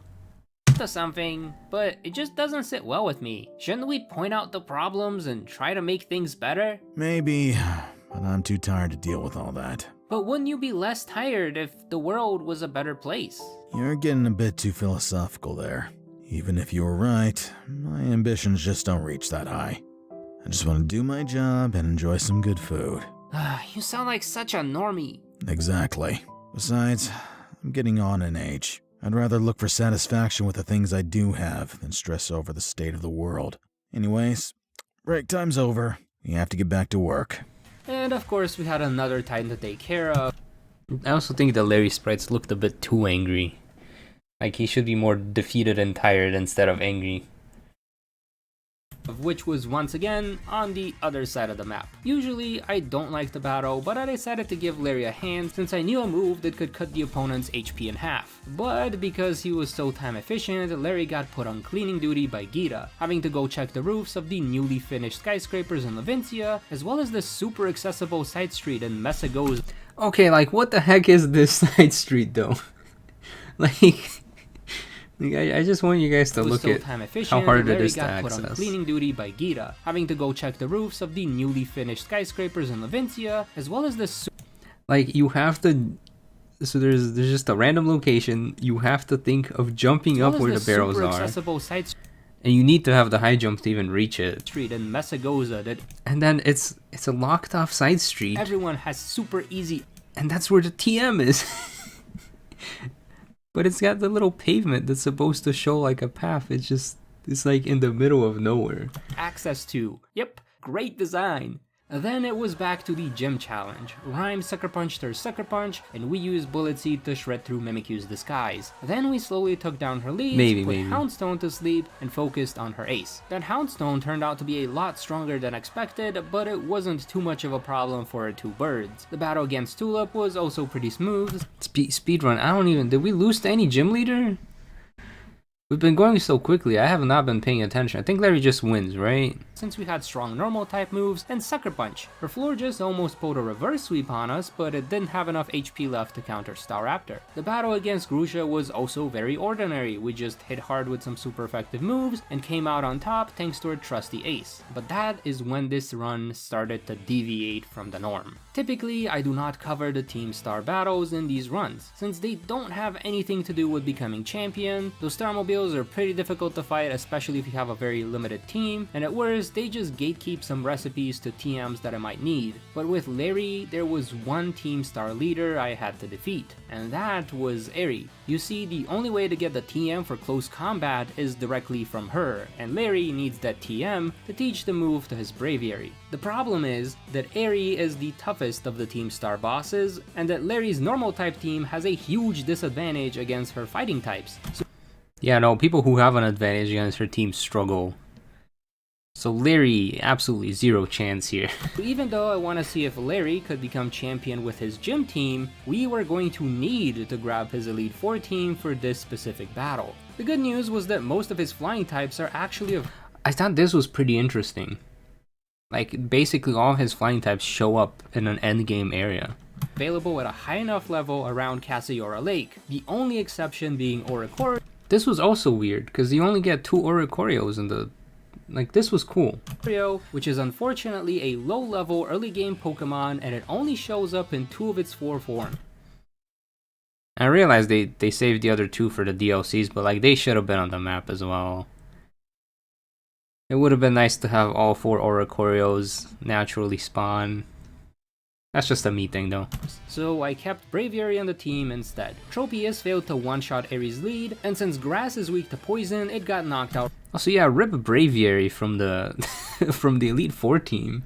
Right away. We followed up with Staraptor, which is no longer locked in the A slot since this is the flying team, and finished off her first Pokemon. Our Brave Bird attack was so strong that we could also shred through her Annihilate and Passimian, and we switched to close combat to knock out her Lucario. That just left her with the overpowered car, which was too fast for our star. Braviary was able to cut its HP in half with a Brave Bird, but couldn't quite two-shot since Revavroom buffs its physical defense thanks to its stamina ability. But since it decided to shift gears instead of attack, Altaria was able to finish it off with a Moonblast, securing a victory for Larry and a TM for his normal team. Sadly, that was our last major victory, because when we went to battle the Elite Four, we only had an easy time winning against Rika. We failed to win against Poppy or Hassel. And yes, the tried speed both run. the normal and flying type teams, and sadly, The speed run of the loss. I didn't even talk about how the loss happens.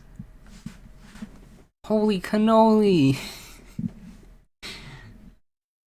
So yeah, Matt, I don't know if it does happen in East Europe, but I just thought it was a weird design thing.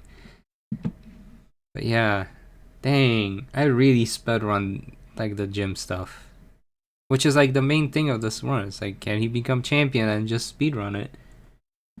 both failed, even with the Oricorio being added to the mix. The good news was that Like, you could tell I was rushing this. Jeez. Larry's normal type team I don't like could it. beat Larry's flying I think it's slightly better paced than the Rhyme video, but still.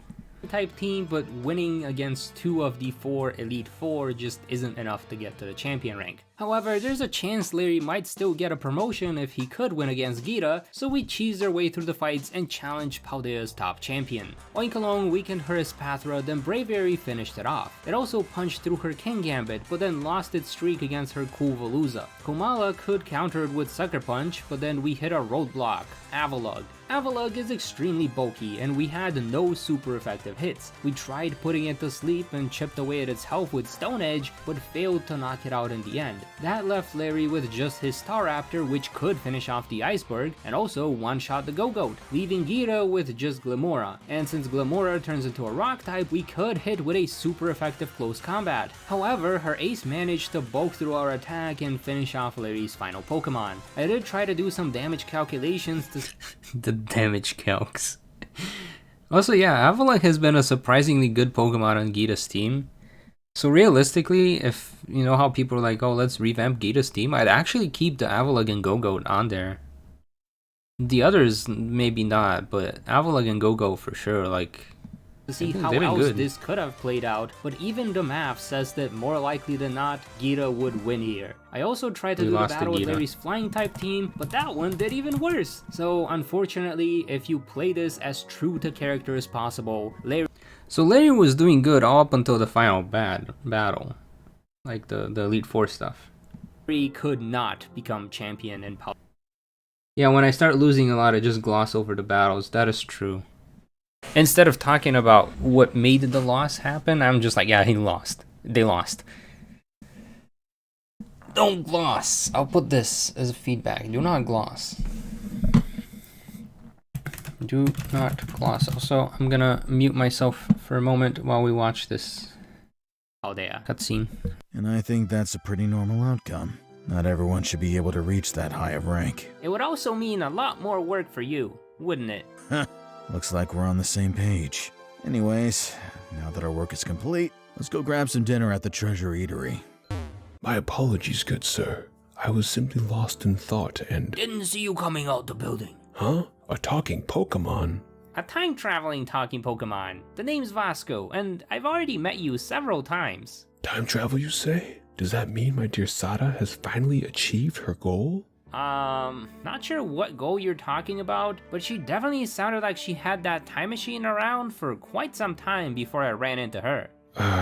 I was hopeful that whatever possessed her a decade ago would cease if she achieved that far-fetched dream. Alas, it seems Terapagos' influence runs much deeper.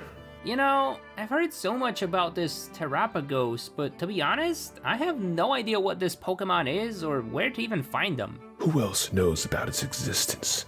You must tell me at once. You'll find out soon enough. No, I must know now. No, gentlemen. Let's calm down a bit. I shall not. I've been seeking information on this Pokemon all over Paldea for the past decade, and have found nothing but a name. I need any and every clue I can collect. Well, there's your clue. Beep, beep, beep. Impossible. A Terap. Okay, I'm back.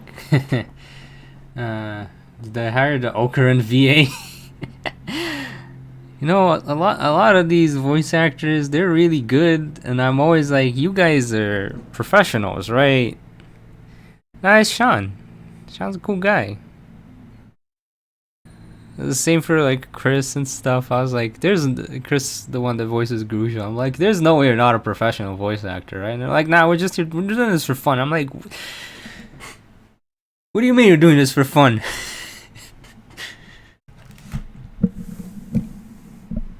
Yeah, dude, I need to do the Turo rule of we only have one rule, and that's that we win. Like, I thought that worked really well in the Turo video, but we're not there yet. Fun? What is this thing we call fun? Alright, also, yeah, have a good night, Polar. Whenever you see Avalugg, it reminds you of that one shiny Avalugg that you caught and lost forever due to a game crash. No. Wrestle event? No. See, in here, I feel like I'm seeing a Yab Fest coming up, and it better be a good Yab Fest. Now of all times? How did you know? Time travel, remember? This is the 4th time this event has happened after bumping into you, but it has been in a different place each time. Interesting. But why would the location It's a different Chris. be different? Because of the Butterfree effect, I think? Each time there's a different me getting lured by a different treasure of ruin, and Terapagos turns the older version of me into a sealing stake or something like that. As much as I want to believe you, the things you say make no sense. I agree with the professor. Nothing this extraordinary ever happens in Paldea. Beep, beep, beep. Triangulation is complete, so let's go see for yourselves. My stars. You had it right down to every detail. So the thing about Arven's age is that the Terra Orb was made before Arven. Here, I think this is like an interesting little discussion, right? So Terra Orb, there was like the little history lesson, right? Did they not mention it in the history lesson at all? In the TCG, no, they don't. Terra Orb history. I think they mentioned explicitly that it was like made like 10 years ago by the professors. And the Terra Orb was made before Arven.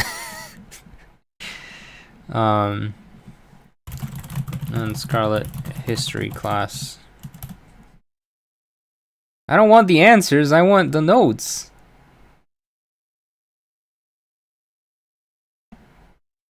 See, this is what I'm talking about with the issues. Like, they'll give me the Terra orb that just doesn't show up. But yeah, there was something about the Terra orb, and I'm pretty sure it said like, oh, this came out like they made it 10 years ago, which means Arvin is less than 10. And yeah, this is the snow run stake. Yeah. The stake? The proximity to a treasure of ruin? So what happens next? Usually, the local curse will give me their power.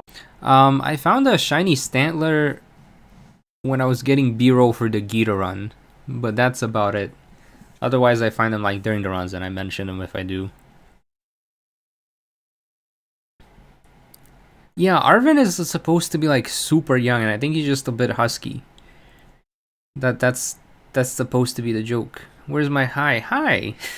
Don't gotta be sad about me not saying hi. They probably just missed the message. Hours, and then you shatter the stake. I do wish to crush it immediately, but why would the treasures give you their powers? What role do you play in all of this? I think I'm supposed to use it to defeat Terapagos, but to be honest, I have no idea how to do that. One hates to admit that one cannot answer such a question. Yeah, none of the others had any clues either. Perhaps And this is supposed to close the loop from that one trailer where it's like, oh, time travel isn't very fun. one may make a suggestion. Sure, I'm all ears. One senses extreme hatred towards Terapagos and that professor. Perhaps he could help guide you to that tortoise? I wish, but he just told me that the only thing he could find about Terapagos was its name. One hates how close-minded people are. Of course Terapagos will cover its tracks, especially on its home turf. That foolish professor should have looked elsewhere. Well, nothing we could do about that now. Say, have we met before? One just met a previous version of you, moments ago. Yeah, I don't remember any of that, but there's still something familiar about you. We have not met any other time. Strange. Well, I'll try my best to put your powers to good use, I guess. Good, for I am Tian Bao, one born of hatred. And if you do not freeze in its icy winds, one's power shall be yours to wield. Wield them wisely, for if not, one shall despise you most of all. That. Beep, beep, beep. Quickly, Iron Valiant. Huh, for once I don't feel all that different. Just a bit chilly. Anyways, Larry, I have a job for you. Oh no. And then what happened? He told me how much he hated Paldea, changed forms, tried to battle me, and lost. Sounds very similar See, to I think this was a good transition for the battle. So it wasn't like, hey Larry, we're about to fight. It was, hey Larry, I have a task for you. I think this was like the best transition for the curse fight. written in this letter. Sounds like he might be stuck in a very weird time loop. But the good news is that he is back to being a tandem mouse and is doing just fine. Well then, I hope I can leave him in your care. Oh, absolutely. Have yourself a safe trip back home, Mr. Larry. I will. Thank you. Goodbye. Bye-bye. Now then, Mr. Time Traveling. Yeah, I'm thinking when I was commissioning the Larry sprites, I should have asked for him to look more tired than angry, because I feel like he looks very angry in these. And Larry's not really like the angry guy, he's just tired.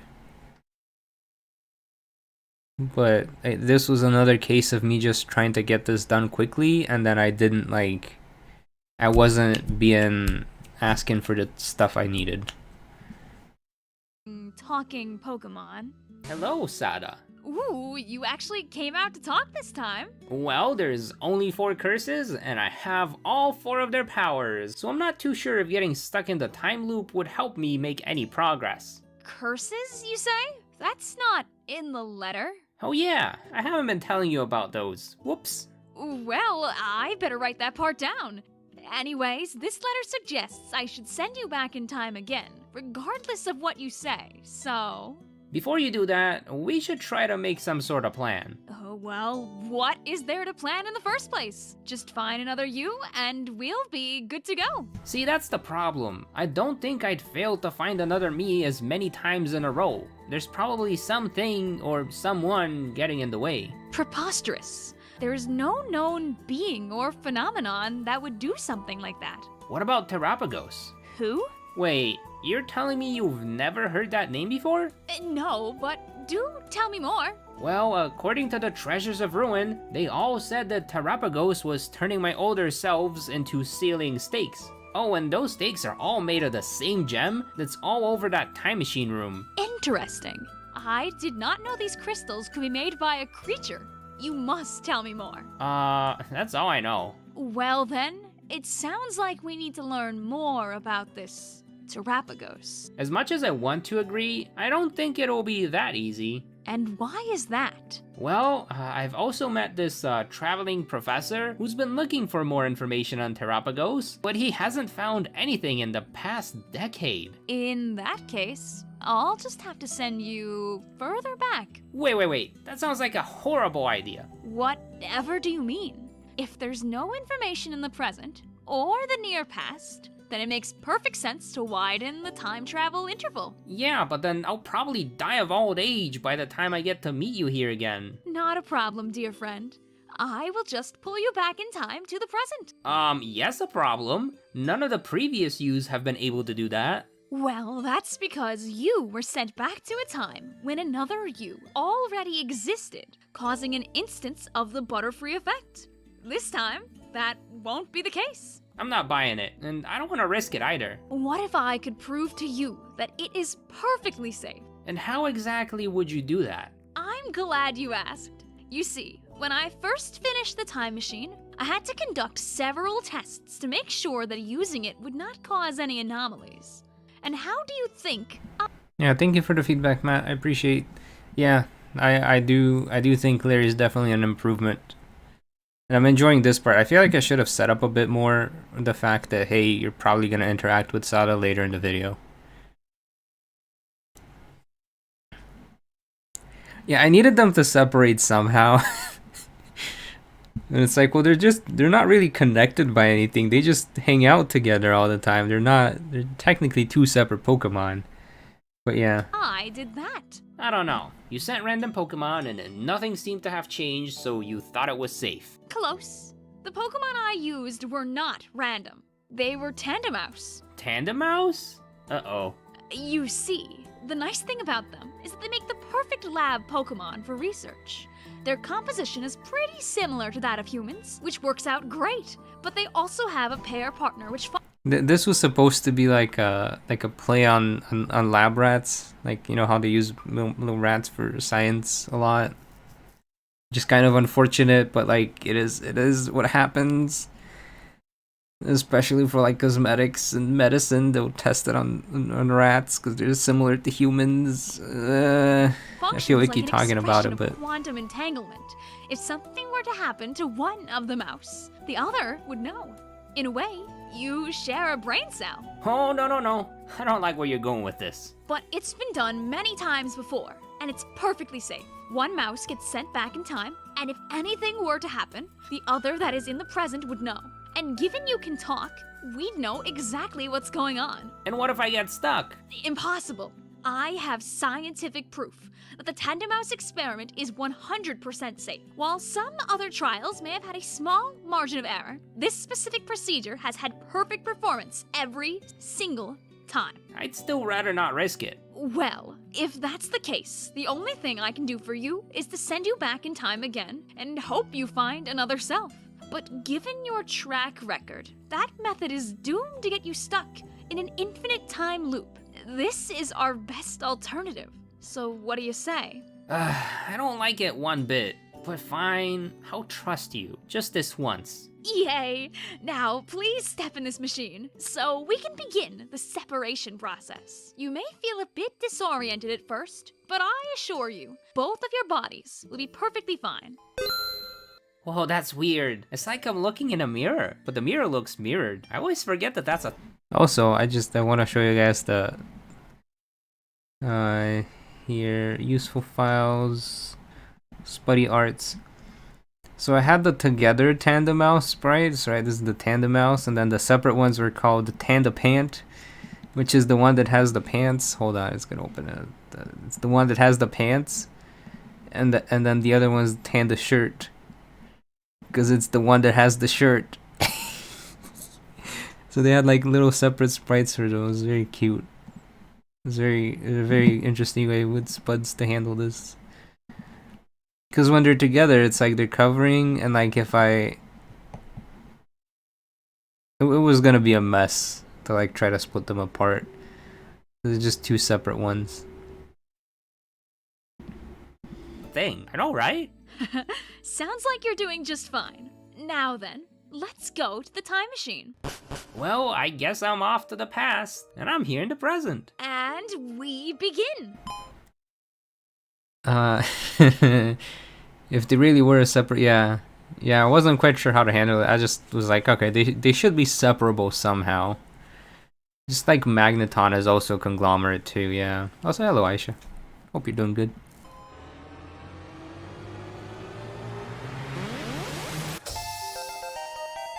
See? Nothing's changed. We're both here. Whoa, this is weird. I can see you, but I can also see things my other self is seeing. Now that's exciting. You should be near the lighthouse in Los Platos. Yeah, looks like it, but there's no lab there. That's because I've sent you back to when I was still a student, long before I bought the lighthouse and had a home built at its base. So what am I supposed to do in the past again? Well, I'd say go find me and ask me to help you find that traveling professor. Then give him the information from This background music was originally used in the Turo video as well, but it got copyright claimed, and I'm glad it's too quiet to be copyright claimed in this video. the future. Won't that cause a Butterfree effect? It will not. I've tested this by sending my past self information before. It has never once changed the future. I see. So, where do I go look for you? Around this time, I should be at the academy, probably in the biology lab. I used to love that place. Got it. Well, while my other half does that, what do we do? We stay here and bring you back as soon as the mission is complete. Wow, this is going a lot more smoothly than I expected. Like I said, perfectly safe. Huh? What are you doing here? I'm afraid your little game... Now, for those of you who watched the Turo video, guess where this elevator came from? I'm gonna give you guys a moment to guess where the elevator came from. This is very intentional. Very, very intentional there. Also, I noticed how, like, this is the Larry video, but, like, Larry has just been out of the video for, like, a third of it. Yeah, it came from the depths. Yeah. Game is over. I cannot allow you to get any closer to Terrapagos. There's a second Sada? About that. She's my trusty research assistant, but she's never acted this strange before. Rowing Moon, go. Sada, are you okay? I'll be fine, but I don't know what's gotten into her. He is a threat to our paradise, so I must stop this procedure and terminate the threat. Terminate? It appears Terrapagos was correct to be concerned, and since the curse has failed, this is where your journey ends. Hey Chris, meet Chris. It's the Chris I was talking about earlier. No! I don't know if I should have gotten different art for the Robo Sada to make her look more Robo, but I was like, nah, I'm just gonna use the same sprite because they're supposed to look identical.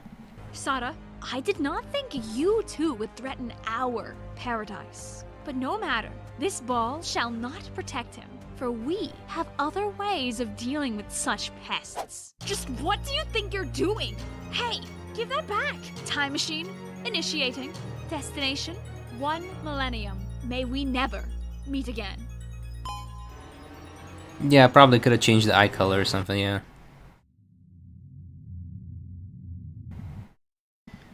Okay, so how are you rating the Larry video? I think it's better than Ryan, but I'm still gonna put it at like a 4 because I literally rushed through all the battles. Like, it was rushed. Yeah, let's see, Matt, I believe Matt said he was like a 5, yeah. So kind of, yeah, I'm getting like a 5 vibe from the chat. Mostly 5. Do not gloss. Yeah, no glossing. So we're making good progress here. We're probably gonna get through the Sada video and then we'll save Oleana and Turo for next week.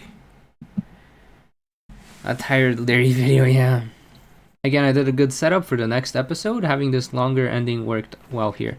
I think the ending of this was good, but like the the beginning part wasn't. Yeah, less gloss. Yeah, absolutely. I think my main problem is that I move too quickly and then there's like a couple pacing things. I'm gonna essentially what I'll do is I'll have like a little bullet point instructions that I will look at when I work on future episodes, and that way I can be like, okay, don't do these things or do these things. So don't do the bad things. This is like a good reminder for me. All right, let's move on to the Sada trailer video, which I have not done the trailers in a long time. Yeah, totally. So this got 4.9k. I think it's like the worst performing of the trailers. And this is supposed to happen at the same time as the ending of the Larry video. Be safe. All except for that psycho assistant of yours. And the school is so far away, I don't think I can make it in time. Did she just say 1,000 years? What just... And then the screen goes black. This is to... I guess I never explained this. But the whole indication of the screen going black for a few seconds is that because the other one gets sent back in time, it makes it so that this does cause a Butterfree effect. So basically like the timeline changes. Which is also why the form changes. happened? And I don't think it got communicated. I changed forms? Oh my! Are you a talking Pokemon? That voice sounds familiar. Sada? That's my name, but how do you know, Mr. Talking Pokemon? First of all, my name's Vasko, and second... Also, I also drew the Fampi.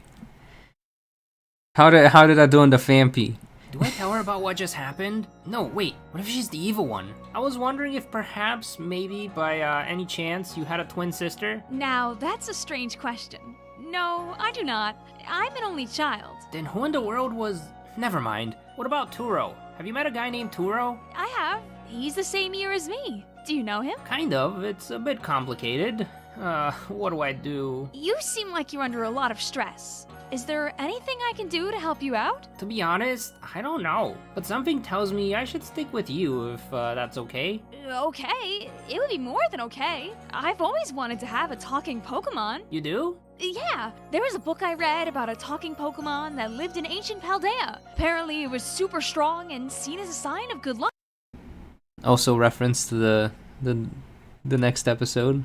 Yeah, do other games. I probably could have, spaced this out a bit. I don't know. I don't know if I'm strong or... See, I did not improve my draw. I'm going to show you guys what this is while this plays. Lucky, but I do know a thing or three about how to win No. a battle. That's just No. right. It is? Yeah, it's a common rite of passage for Dragon Clan members to try their shot at becoming champion. And if I pass, I can be free of my duties and do whatever I want. However, I may have spent a little too much time reading about the ancient past while everyone else was busy training. But with your help, I just might be able to get the rank. So, what do you say? This is Sada. And it just ends. Did I run out of time? This is Sada. No. I had Yeah, plenty of time for an end screen. It just kind of ends very abruptly. But yeah, so here's how I did the Fampi. If you're wondering. So the way the Fampi worked, I got told a secret. An artist's secret. Oh, this is so cursed. This is so cursed. There's 3D models of the Pokemon available online. So I just have to get the 3D model and then position it. And then I just trace over it. It looks so cursed. That's how I drew the Fampi so good. It's not that I drew it really good. It's that I learned the cheat code of use a 3D model and then just trace over it. It's not AI generated, so that's good, but it's also not like from scratch. But yeah, that's how I did and it's also what I did for Trubbish Bod. Oh no. Look at the Trubbish, man. I forgot how this software works. But yeah, you can like reposition the models and stuff in here. Let me not mess up this. But yeah. How we rate in this tree, I thought it was too fast paced, but I think it established enough stuff, so I'm gonna give this trailer a 7. What are y'all's thoughts on this trailer? Good, bad, what rating you give it? 10 out of 10 Fampy. Well, that's the Fampy, so yeah, too fast. I feel like if you're watching the playlist, it kind of makes sense. The cutoff was a bit weird, yeah.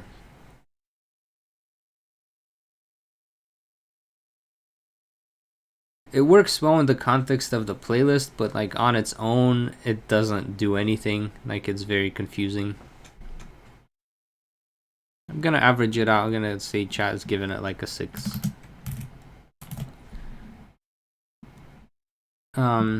Take the compliment.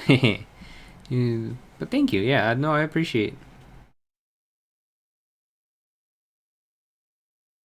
Yeah. I gotta use the same technique maybe for drawing the other Pokemon. But we'll see. It's kind of like when you're working on a budget and you gotta think of stuff. I'm also trying to figure out what to do for art for the other characters, and I'm like, do I take like 2 months off and try to learn how to draw? Is that enough time for me to learn how to draw characters so I could just draw the characters? We'll see. Okay. And moving on to the Sada video. Could young Sada become champion? And this one people liked. So I don't know if it was just like 105. Like this is one of the few that actually did well, view-wise. So let's see how young Sada did. Oop. This is Sada, the professor exclusive to Pokemon Scarlet. But long before becoming professor, Sada was a champion-ranked trainer in the region. This book says so. Now, I know some trainers can get the rank for outstanding achievements, like maybe hacking into the league servers and stealing some LP, but was that the case for this here professor? To find out if she was actually a super strong trainer, I decided to play through the game as Sada, using these same Pokemon movesets and a whole bunch of other rules that, wait a minute. None of these Paradox Pokemon are available in the early game, and doing a run where I use level 60s from the start would be no fun. So instead, I accidentally traveled back in time to when Sada was still a student and used her non-Paradox team, which is basically just the normal counterparts to her Paradox Pokemon. And since their movesets would also be different, I tried my best to match them so that we'd have a similar battle experience. For example, her Slitherwing has an offensive bug and psychic type move, a health draining move, and a stab move that lowers enemy speed. So for our Volcarona, we have an offensive bug and psychic type move, a health draining move, and a stab move that lowers enemy speed. I couldn't get this good of a match for every Pokemon, but I tried my best. Anyways, future Sada's ace Pokemon is Roaring Moon. I don't know if I like the little talking Pokemon text boxes, like they felt a bit too quick to like see what they're trying to say. Like when I was doing it, I was like, this kind of fits for jokes, but it feels like it's going too quick. Have you ever thought about doing a DLC character? Yeah, the one downside with the DLC is that there's no level scaling for Blueberry, so like if you go to Blueberry, all the Pokemon are like level 50. So I could do like, could Lacey become champion in Blueberry Academy, but doing a could Lacey become champion in main game doesn't quite work out. Unless I just send baby Pokemon over. They also suggest present version. Yeah. I might do a Carmen and Kieran run as well, but for now, I just kind of want to make sure I understand what I did wrong and what I did right, so that I can improve for future episodes. which means past Sada's starter Pokemon is none other than Bagon. This would also imply that Sada was probably a member of the Dragon Clan, since those are the only trainers in the game that have low-level Dragon types. That being said, Bagon alone would not carry her through the early game, since this little guy can barely take down a Happiny. Lucky for us, Sada's second Pokemon likes to hang out right near Cortando, and since we finally have free reign over the Pokemon's abilities, I decided to look for one that's a bit more competitive. Yeah, getting a free ability versus whatever one the game says this character has was such a nice advantage, because basically it's like, oh, we can get a good ability instead of a random ability that barely does anything. Now, typically I do a cool transition here where I show off how relevant and strong this ability is. Okay, that transition was sick though. Boost if any of our Hold up, I want to watch this transition. Really that was such a good transition. Now, typically I do a cool transition. I like this. This was a cool transition. Here where I show off how relevant and strong this ability is. I mean, a double special attack boost if any of our stats get lowered, that's really good. But none of the early game gyms use moves that fancy, and all we had to do was spam the echoed voice to take down every single Pokemon in the first gym and get ourselves the badge. Say, is it just me? Okay, so this was a speedrun battle as well, but I think it was handled a bit better because it actually showed defeating all the Pokemon, and it wasn't like snap, snap, snap, snap, snap, snap, snap. Or was that Bug-type gym leader's team a bit familiar? Familiar? I heard it's brand new. What do you mean? I guess you haven't heard. Paldea got a new champion recently, Gita or someone like that. And since she thought the gyms were a bit... And see, we have the convo very early on, so you can establish that the Fampi and the trainer will talk. I also had this in here to kind of just establish why all the gyms are the same as 10 years later. Too easy. She personally picked out a new team for each leader to use. Huh, weird. But if the other gym leaders' teams are also familiar, I should be able to help you find a way to win. Yeah, so for Sada, I commissioned her from a artist over on Twitter. I think it's like Anana or something like that. I forget how you pronounce her name. But they were having like a Christmas sale or something like that. So I commissioned this like for Christmas. This came out in like May. So there was like a big time gap between me commissioning the art and actually using the art. But they did a really good job. 10 out of 10 would come again. Now that's what I like to hear. Having acquired our first gym badge, we could head out north and catch the next Pokemon for Sada's team, Misdreavus. And then we swing all the way to the other side of Paldea, only to encounter another... I like this transition as well, the little birds flying for when we're moving. I kind of like this better than the dots I did in the past. Badge, we could head out north and catch the next Pokemon for Sada's team, Misdreavus. Hey Max, I have not decided what the next region will be yet. And then we... Currently stuck on one potential, and then, or maybe I just wait for the next game to come out and just cover the next game, so we'll see. We swing all the way to the other side of Paldea, only to encounter another glitch in these games. I'm not surprised at this point. Looks like no one wants to work these days, apparently. I'm sorry, but if the Pokemon Center lady does not spawn in, that is a game design issue. Because they can't heal my Pokemon. They did spawn in like 10 to 15 seconds later, but like... it's just... Like, shops are closed, Pokemon Center, what is this, Christmas? So we'll just have to do the hard work for them. And for some reason, Sada was really interested in looking for some flora in this newly built hedge maze, which according to her was designed by a local artist who climbed the peaks of the Great Crater and drew inspiration from its landscape. Anyways, once we finished finding all the Sunflora, we got to challenge the very artist who made this maze to a gym battle. They put her Jigglypuff to... So the joke is that this is supposed to be Brassius's dad. I don't know if anyone caught that joke reference, but basically it's supposed to be Brassius's dad. Sleep, but our squishy pillow didn't sleep for too long and started to spam Icy Wind as soon as it woke up. Out next was Smoliv, which we confused, and then confused some more to the point where the little thing fainted. The gym leader's final Pokemon was Sudowoodo, which also got confused and then growled at a lot to lower its attack.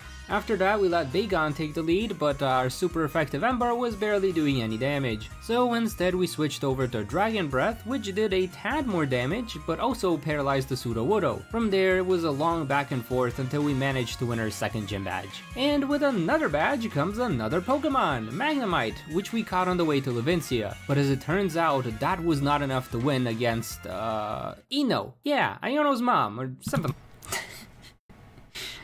I should have commissioned someone to or just use the Hex Maniac image. This is so cringe. So cringe.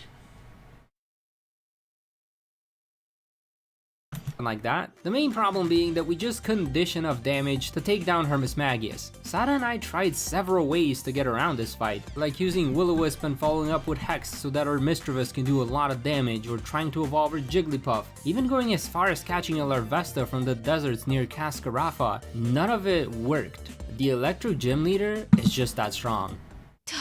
Why is nothing working? To be fair, this is the toughest gym team in all of Paldea. So, Iono still gets a win here.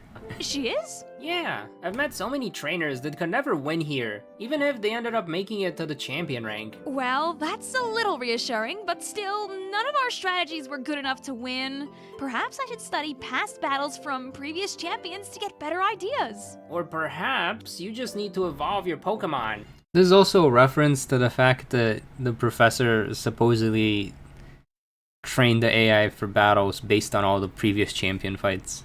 But I like how small and cute they are. Besides, in the not-so-distant past, some of them didn't have an evolution, like Mischievous. I mean, look how cute she is, especially with that hair. Right, and that's fine. We don't have to evolve them.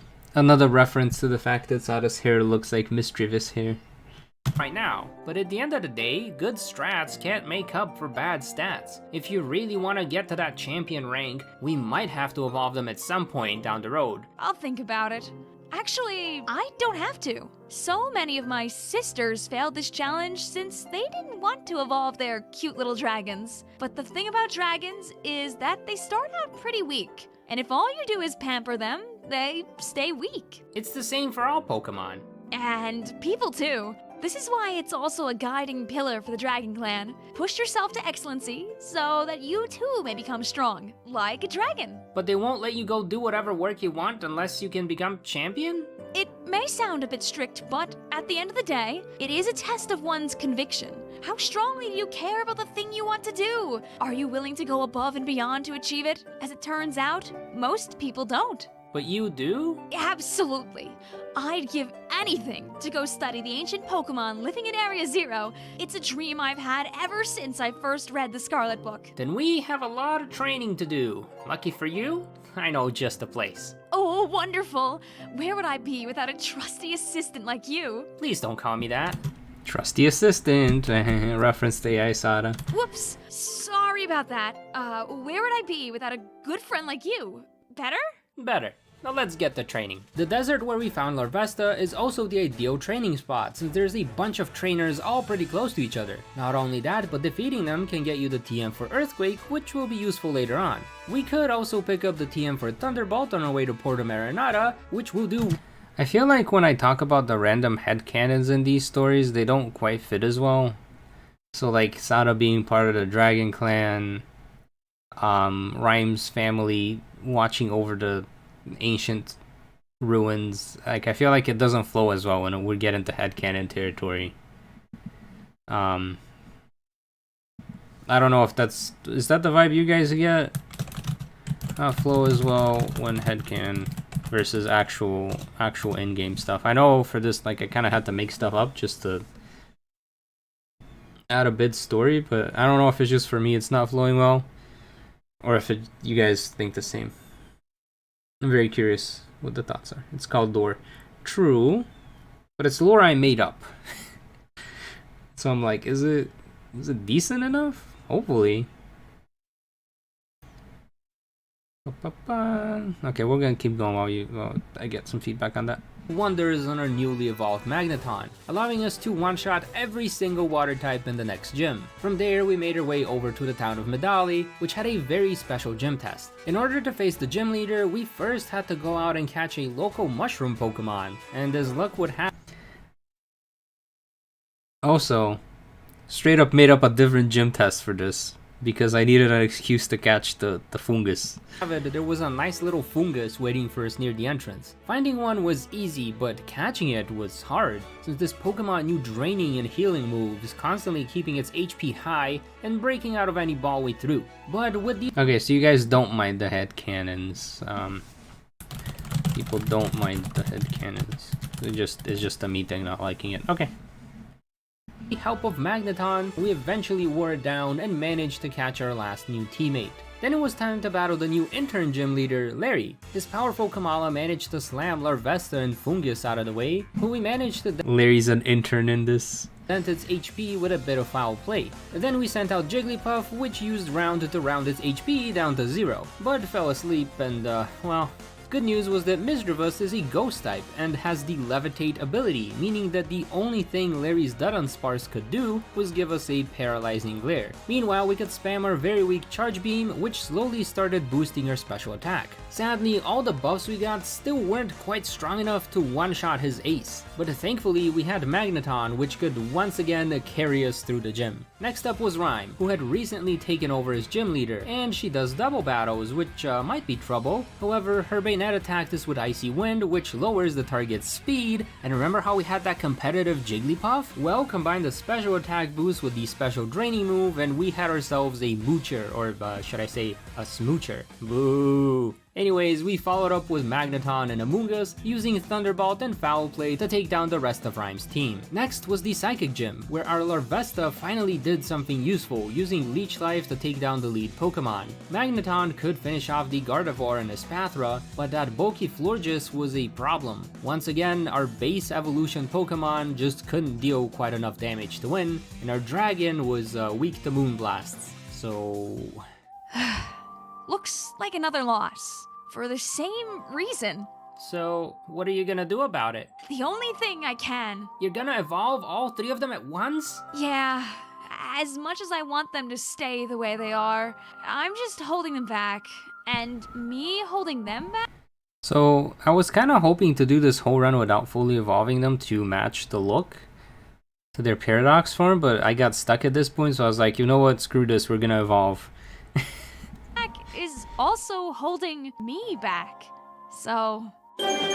Things started out very similarly with our newly evolved Magnus. That was a really loud evolution sound effect. On easily one-shotting Gardevoir and zapping away Espathra. Then Wigglytuff could come in and use an Icy Wind to slow down the Psychic Flower, and we could follow up with Mismagius and its barrage of Shadow Balls, which could knock out the gym leader's ace. This newly evolved team was super strong, easily taking down Grusha by spamming Flash Cannon and Mystical Fire. But even with all of these power-ups, we couldn't just rush straight to the Elite Four, since their teams were a whole 10 levels higher than the last gym. So Sada and I had to take a detour to level up our team before taking on the Elite Four. And of course, the best place to do that is at the flower fields in northern Paldea. Apart from the Chansey in the area, we also ran into this guy named Harrington, who uses a bunch of fairy-type Pokemon and gave us the TM for Dazzling Gleam, a move we might need when facing off against Paldea's best. And having finally evolved our dragon into a mighty Salamence, Sada and I made our way to the Pokemon League. Our Larvesta was still struggling to do much damage, so we had to get some help poor thing doesn't evolve which yet. Once again got put to sleep. Man, this Pokemon sure likes to nap.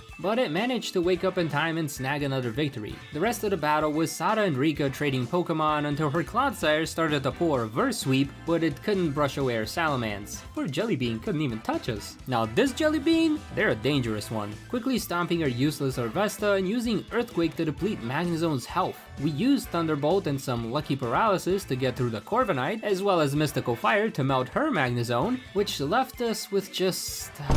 Since it can't use the Hammer attack back-to-back, Tinkaton used Brick Break. The sound effects are so off on this. They're like 20 times louder than usual.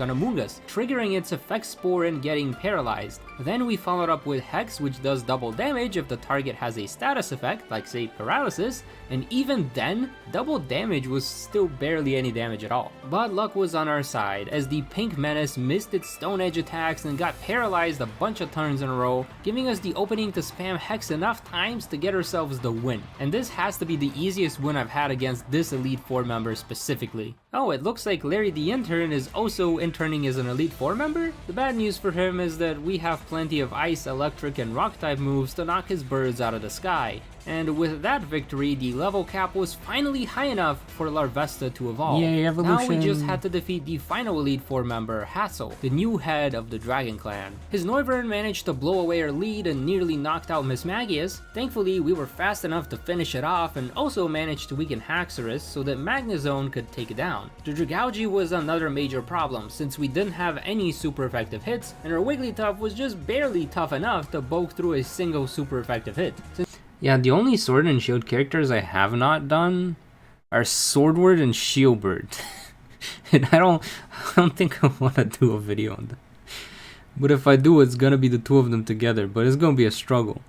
Since we didn't want to risk it, we decided to use our one-time heal before freezing the Flapple, which left Hassel with his freezer of a dragon, and he left us with just Salamence, which spontaneously terastallized during the battle, and this removed our 4 times weakness. Just Salamence, get it?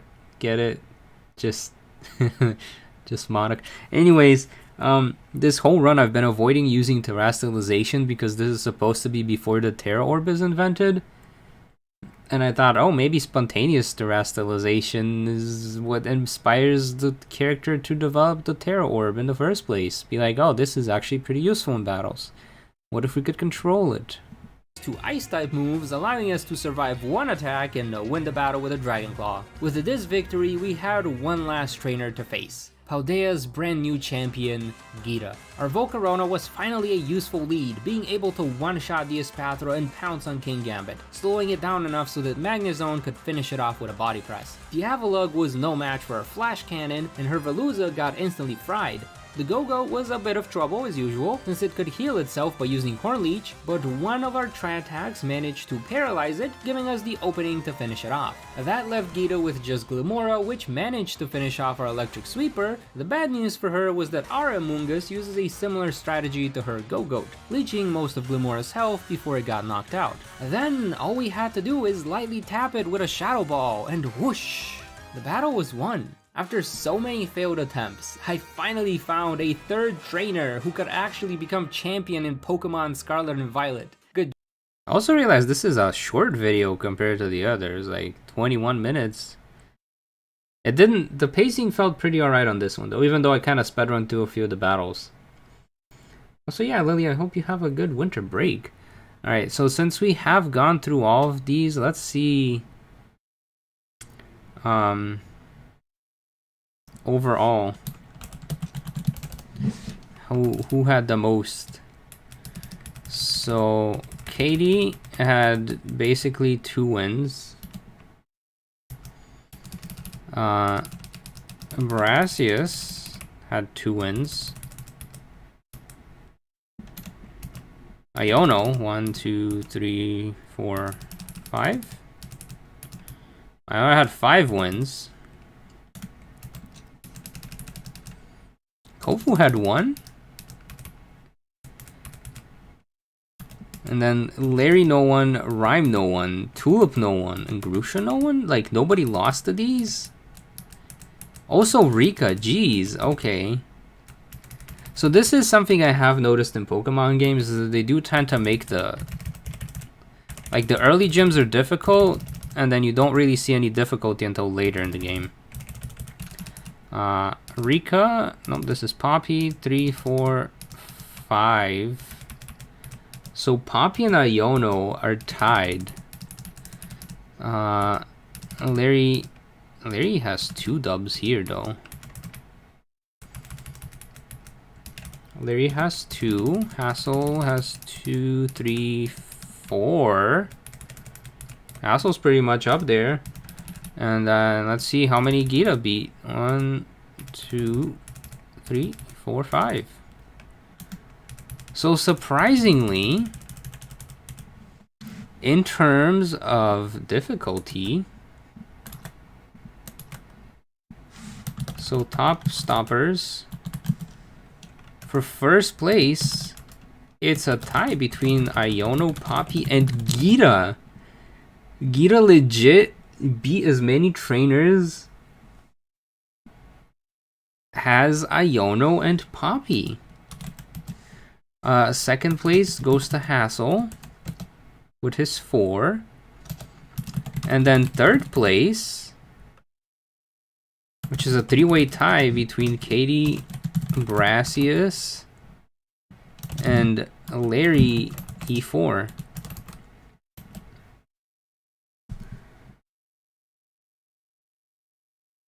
So, yeah, in terms of trainer difficulty, I didn't think Gita would be up here. I thought it was just Iono and Poppy, but I guess Gita's pretty strong as well. We have Terra Wild Pokemon outside, yeah. Aside from the Sada talking about Dragon Clan helped break up the pacing. It's partly due to the player having way more options. Yeah, that is also true. Diavolo just walled everyone. Yeah. I'm just surprised. Like, why is Gita in this list of the top stoppers? Hassel kind of makes sense. And then Katie and Brassius, it makes a bit of sense because, like, the early game, you tend to have weaker stats. So unless you have the type advantage, you can struggle there. Yo, it's Marie. Yeah. I'm shook. I'm genuinely shook about the Gita. The Gita in first place. Yeah, the average player can deal with Avalugg. That is true. That is true. That is very true. All right, let's finish up the video so we can get a score on this because I'm gonna have to hop off soon. And then we'll save Oleana and Turo for next week. Also, hi gaming, how you doing? Good job, Sada. Thank you. And now that I've won, I can finally get permission to become a Pokemon professor. Say, what is it that you want to research? Me? Well, I'm particularly interested in ancient prehistoric Pokemon. Like the fossil Pokemon? Not quite. Many of the fossil Pokemon still survive to this day, albeit in more remote parts of the world. What I am interested in are the Pokemon that existed long before the fossils. And how exactly would you do that? Well, I would start by looking inside Paldea's Great Crater. According to the Scarlet Book, one such Pokemon was sighted there during their expedition. See?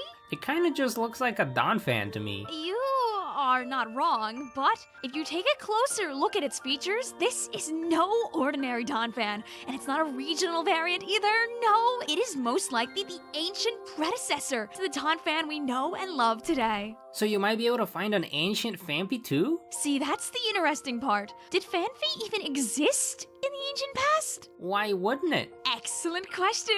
My theory is that the ancient world was a much more dangerous place, and thus, the Pokemon which survived to become the species we see today likely did not have evolutionary lines. So, pre-evolutions like Phanpy would not have appeared until the world became a much safer place. It is a bit of a strange theory, especially since most of the fossil Pokemon tend to evolve. Which is why I wish to study the Pokemon that lived much further back in time. Yeah, I'm thinking for these, I should have done more showing. Because I left them as just characters talking, but I could have definitely shown more visuals relevant to what they're saying. Also, not really docs, this is more of a spreadsheet. Just to kind of score my thoughts on how well each video was and feedback on how to improve the writing. But yes, I will be working on a certain other doc in a bit because I'm almost done with a certain other run, almost. Hopefully over the weekend I'll be done with it for real. I'm near the end. Although we can Wink, see wink. some modern-day examples of my theory with dragons like Tatsugiri. They live in an environment which is quite dangerous and have no evolutionary line. Although they do thrive thanks to a symbiotic relationship with another species of Pokemon. Anyways, let me not talk your ears off with all my theories. There will be plenty of time for that later. For now, I'd like to go somewhere special and celebrate. Ooh, okay. Lead the way. What's so special about this place? Take a guess. I don't know. It's just a lighthouse. Something to do with the Dragon Clan, maybe? No, silly. It's where we first met. Oh, right. I guess I should tell you. What is it? This isn't the first time we've met. But I don't remember ever meeting a talking Alright, have a good day, Mihawk. Thank you for dropping by. Pokemon before. That's because the you I've already met is in the future. Whatever do you mean? Well, you see, the you in the future had a time machine and, Did you just say time machine? Turo? What are you doing out here? I could ask you the same thing. Aw, come on. I asked you first. Fine. I was setting up my telescope to observe the moon when I heard the two of you talking. Speaking of, Oh, right. We're here to celebrate the fact that I became champion. you mean you managed to beat that new hot shot and get the rank? Don't sound so surprised. Besides, I had a little help. Oh, and during the battle with Hassel, my Salamence spontaneously terrestrialized. It was so cool. Spontaneous terrestrialization, you say? I wonder if I can figure out what caused it. Maybe I can come up with some sort of way to intentionally trigger it, just like the Galarians found a method to control that Dynamax phenomenon. Wait, no, I'm getting distracted. You, talking Pokemon, were you saying something about a time machine? yeah, about that. Why are you acting so nervous all of a sudden? Didn't you tell me you were looking for Turo back when we first met? You were looking for me? Right. So, something bad is going to happen in the near future, and we'll need your help to find a solution. Me? All I'm good for is tinkering with machines, but sure, I'll try my best to help. So what is it you need me to do?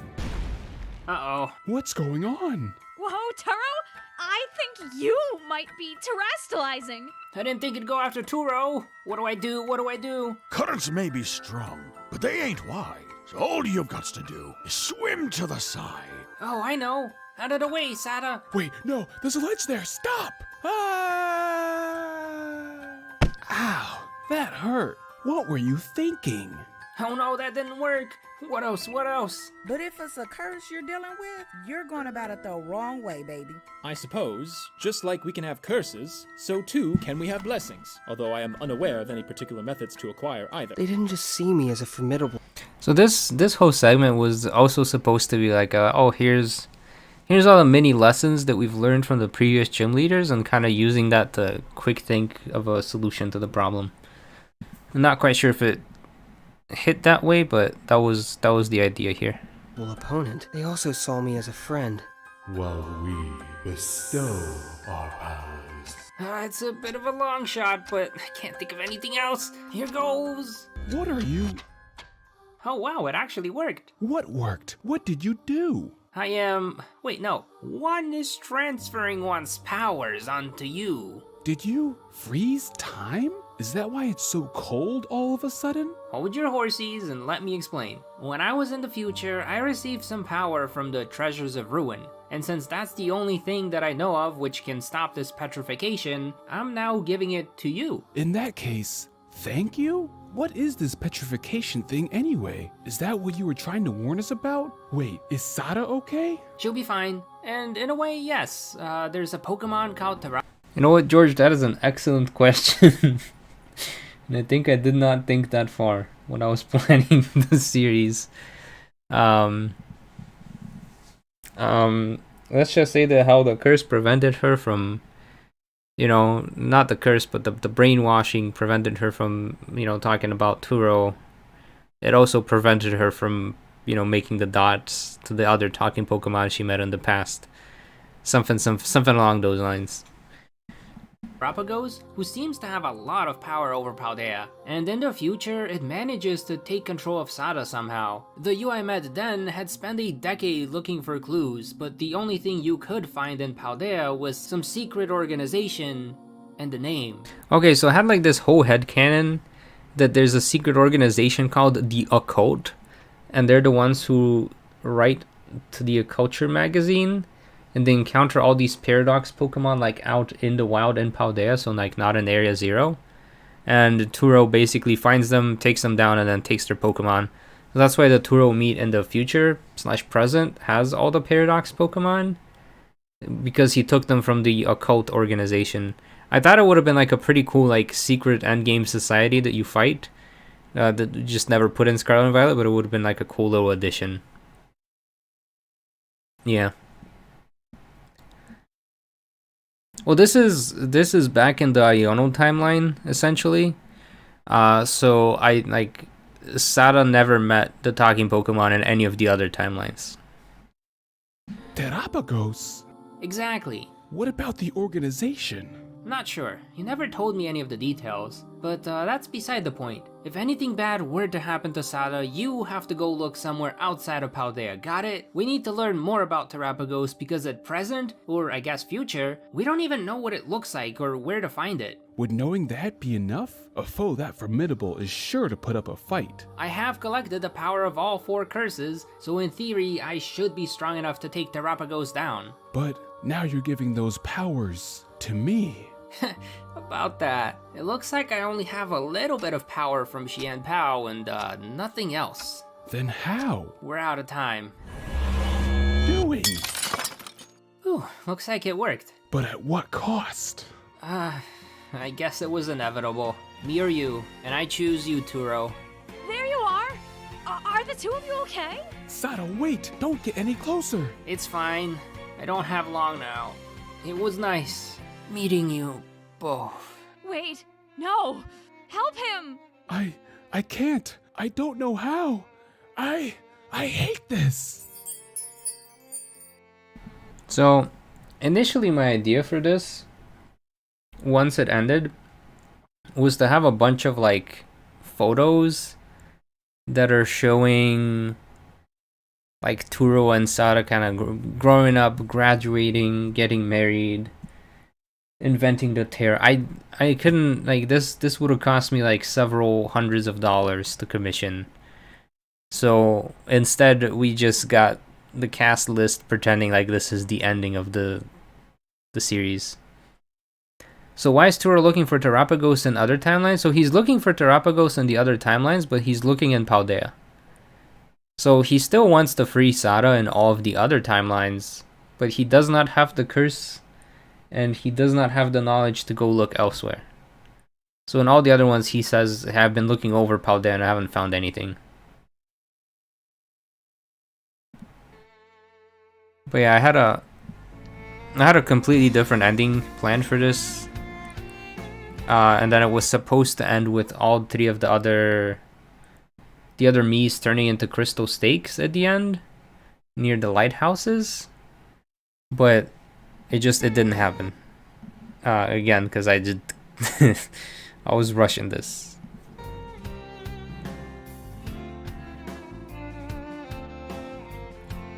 Also did not have the art skill. I think I need to learn how to draw so I could do these cool things. Because realistically, I cannot find an artist who's gonna do like 5 or 6 full art rendered images and stuff in like a month in a reasonable price. So this was the real Sada.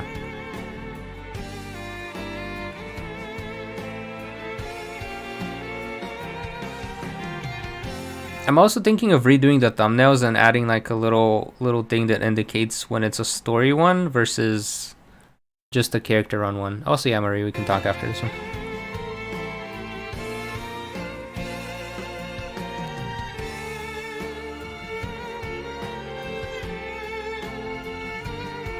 But since this is like the split timeline of the 2 mouses, yeah, this is this is the image. This is supposed to be like, oh, them graduating. Aren't you forgetting something? Me, the Millennium Mouse? Oh, wait. I think I remember now. And then this one connects to... So the music is from the Crown Tundra, so it's supposed to connect to the next one, which is not in Scarlet and Violet. And then it leads into the Turel video. But that's not absolutely no. And part of the issue for this is that I didn't plan the full thing from the start. Plan it all at the start, dude. Plan it all. Or maybe plan the key points. Plan the key points that have to appear. Alright, how are we rating this one? Let's see. 9 out of 10, 8 out of 10. Yeah. So I'd probably say an 8. I personally I thought it was pretty good. I'm also gonna give it an 8. That was pretty good. It was definitely a nice recovery from the mess that was. You didn't like the Turo voice sound, no. It's just Cap's regular voice, no. Start the title of the video with the name of the season? Here, let's do this.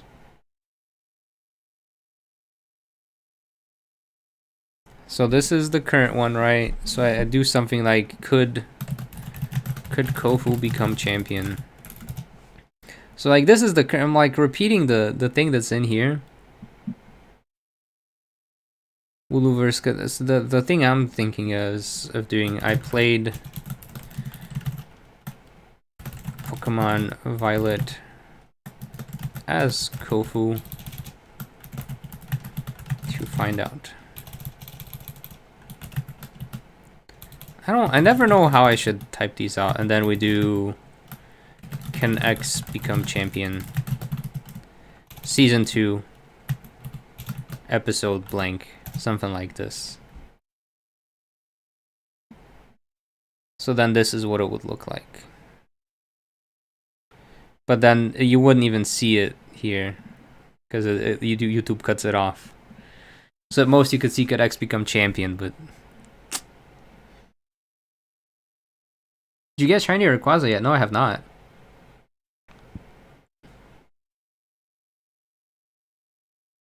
That way people, yeah, but if I put it at the start, then people just won't click. Home full. So it really depends on, see, the title has to be like 50 characters or less. But yeah. We're gonna go over the last 2 videos next week. And hopefully that'll be just enough time. Because these streams go about for like 2.5 hours. And the 2 videos together are about 2 hours, so we'll have half an hour of yap. And a lot of video. Oh yeah, I gotta think of like a different titling scheme for these. Cause I don't know. I don't think I'm doing myself any favors by having the exact same text in the thumbnail and the title. I was also talking to Cap and it's like, what's the appeal for these? Cause like, yeah, it's a character based run, but it's not as appealing as Nuzlocke's. Cause Nuzlocke's have the, what did he say? There's like a bit of pressure where it's like you could lose a Pokemon at any time. Whereas for this, it's more of a yes or no answer. So I need to think of like a more intriguing title for the series in general. So kind of just try to understand what the appeal is. But yeah, things for me to consider. Anyways, any other questions, comments you guys got? Or should we call it an end there for now? And to meet again next week for the final review session. I'll give it a moment because I know YouTube has a bit of a tiny bit of a delay. And then we shall get on to it. Alright, that's it. No other things. Sounds good. Well, thank you gamers for hanging out. Thank you for all the feedback. It was just nice looking back and seeing what was done well and what wasn't. You don't like the Nuzlocks, yeah. I also don't particularly like Nuzlocks. I like this a lot more. But I need to think of a way to make it interesting to people in general. Or maybe it'll just take some time for character runs to become more normal. But yeah. Alright, I will hope you guys have a happy holidays. I hope you have the Merry Christmas if you celebrate Christmas. I'll see you guys again before the year ends. Unless everyone takes off next Friday, we'll see. But one more stream left this year, and yeah. What have you learned? I've learned that I should not gloss over the gym fights. But yeah, happy holidays, gamers, and we'll see you next week. Bye.